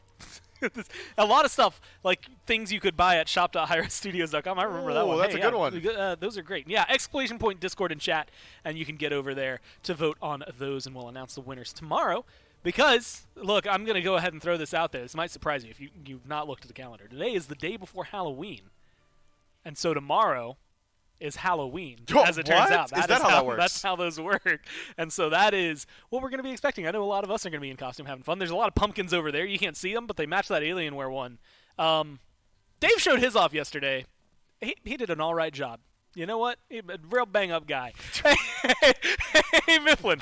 Dragons win this one, but it doesn't start out looking too hot for them. The Valkyries actually have some really good plays for the first few minutes. Yeah, great individual plays. We brought it up on the desk earlier. Like, the solo kills from Emelito were incredibly impressive, but it just felt like the Jade Dragons, once they did get their ball rolling, it did not stop. And it was generally around right here. They pull back the gold lead. They get a pretty significant team fight win on the back of a nice rotation from FineOK, and from there, they did not let off. There was moments where things started to look good, but it was Johnny blinking in, fighting multi-man ultimates, but unfortunately, nobody else had burned beads up until that point. He loses his life, the Jade Dragons. It just felt like team fight was a little bit more cohesive here. Aggro does a great job highlighting probably one of the most major tools that the Jade Dragons brought into this one, and it's the Earthen Fury plus Winds of Shamash. Just instant procking that Earthen Fury every single time. It's just so hard to deal with. We did get to see some really fun plays from the other side. Actually, a kill there for Zeros is always really nice, but we saw some troublesome plays there for Panda Cat early on in the lane. And one that actually stood out, I wish it, I thought of this prior. A really sick play from Mike where he was going to get first blooded, some nuts jukes, and then blinks away. Yep. Looked really good. That was just insane to watch what he was able to do. I was about to say that might have been game 2, and then I was like, no, that was definitely this one. It was a really good look for him. 7-3-8 there for Panda Cat, though. 3 of those deaths, unfortunate for him, but he still managed to make it look really good at the latter end. An undying game there for FineOK, and it just seems like all around the Dragons knew what they wanted to do today. Yeah, just a lot of early aggression from the Jade Dragons in the first couple of games of this set, and I'm sure would have liked to have kept that trend rolling, but the Valkyries got off to an early lead. But the Jade Dragons are a team that is multifaceted and certainly capable from playing from behind, and do so magnificently here. Did you see Emelito's damage output, though? 19,000 on the Ho Yi on a losing team? That's pretty impressive. Look, I gotta say, and this is gonna sound really mean, but I don't mean it to be mean. It's impressive to do on a god that has 7% win rate. Like, his win rate doesn't rise up, but that is still an impressive performance to have. And so good for Emelito and good for what they were able to bring. But unfortunately for him, he is not the one who stands tall. It's actually Panda Cat on the other side of that lane who stands tall, and we have ready for an interview. Panda Cat, I just want to know, you guys, game 1, you start off, get a 3K lead pretty early on. Game 2, we all remember it. You were all pretty much ahead. Game 3 was a little rough at the beginning. What went wrong? Well, Mike completely griefed our lane because he kept blocking my Donza ability with his wall, and he wouldn't comment. And then he should have died for first blood, but he didn't because I'm just going to say it's ping related that they missed everything for like 3 seconds, and then he blinked away. And yeah, honestly, that lane didn't go too great for us, but it is what it is. Yeah, he still managed to get the win, right? So that's all that matters at the end of the day. You guys have Leviathans tomorrow and the Kings coming up next. What are your thoughts about the rest of the teams in this group and the challenges that you're going to face? There's some good teams in this group. The Leviathans are obviously really good. And the Kings, the Kings looked a little inconsistent yesterday, so maybe a little bit less worrisome than I had imagined coming into the group stages. But yeah, the Leviathans are the ones to look out for. They got Steven. And once he gets rolling, there's no stopping him, okay? Yeah, hopefully we can contain Steve and put him down, then move forwards victoriously. We'll see what you're able to do. That'll be tomorrow. I also know, you'll have that set, but do you have any other Halloween plans? Are you guys doing anything? No, I'm kind of feeling a little under the weather right now, so yeah, I'm just getting by. I'm kind of like sniffling and coughing a little bit here and there, so I'm just vibing. I'm just gonna chill and watch what other people do for Halloween. Well, hey, hopefully you start feeling better and you can enjoy all the candy and Thank you. potentially a win tomorrow as well. Good luck in your games tomorrow, but hey, congratulations on your win for today. Thanks for your time. Thank you. Bye. They just come through. They do it. Mike's griefing a little bit in lane. It happens sometimes, Mifflin. You know what? Panic Cat, gracious, just so gracious to allow PBM to consistently be on his team after griefing the lane as hard as he did. I think it's funny. Graciously allow. Yeah. Isn't it funny, though, that the Jade Dragons are targeting out Steven Zappis? That's Zapman for the uninitiated in the chat. In fact, that's where the Zap comes from. Yeah, is his last but name. the Leviathans seem to love it when Zapman dies, right? When They Zap were dies, giggling yesterday. guffawing. They think it's belly hilarious. laughing. But every time Zapman dies, 4 people on the enemy team die as well. Yeah. Maybe target someone besides the old Zappis. Well, we can go ahead and take a look at the schedule, the standings, all that good stuff that's going to be coming on for the rest of the weekend. You just watched the Dragons and the Valks. Next up is the Scarabs and the Warriors.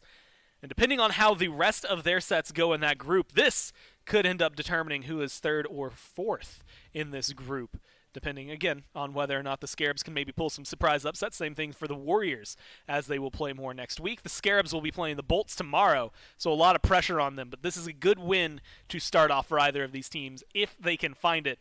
We'll be seeing that up next. And again, that's what matters most. You have to look at these group stages, and you have to remember top 3 is where you want to be. Already a good start for the Dragons, the Leviathans, the Titans over there in Group B. The Kings, the Valks, and the Bolts right now looking to try and find some wins and even things out. If you go 0-3, well, you're just out of there. True. And just to reiterate your point about Group B, Solar Scarabs was the only Warriors coming up next. I think this is the single-handedly most important set that's going to be played throughout Group B. These are the 2 teams closest in skill level, both of playing in an underdog position. You only need to find top 3, and winning in this set for either one of them, Solar Scarabs or the Oni Warriors, could just be your ticket onwards to Worlds. And that, again, huge deal. Make it top 3 in these groups, you go to the Phase 3 playoffs. You make top 2 at Phase 3 playoffs, you go straight to Worlds. Otherwise, you have to play in the SWC placement round in December in some randomized groups where things get really convoluted real quickly, and it is a full week of play that you have to go through. Much easier to try and dodge that and do well now than to have to deal with that, plus other SPL teams and the SCC teams that are going to be waiting for you. But all of that set, and everything that we're going to be looking for is in the future. Right now, we're going to take a quick break, grab your drinks, grab your snacks. We'll be right back.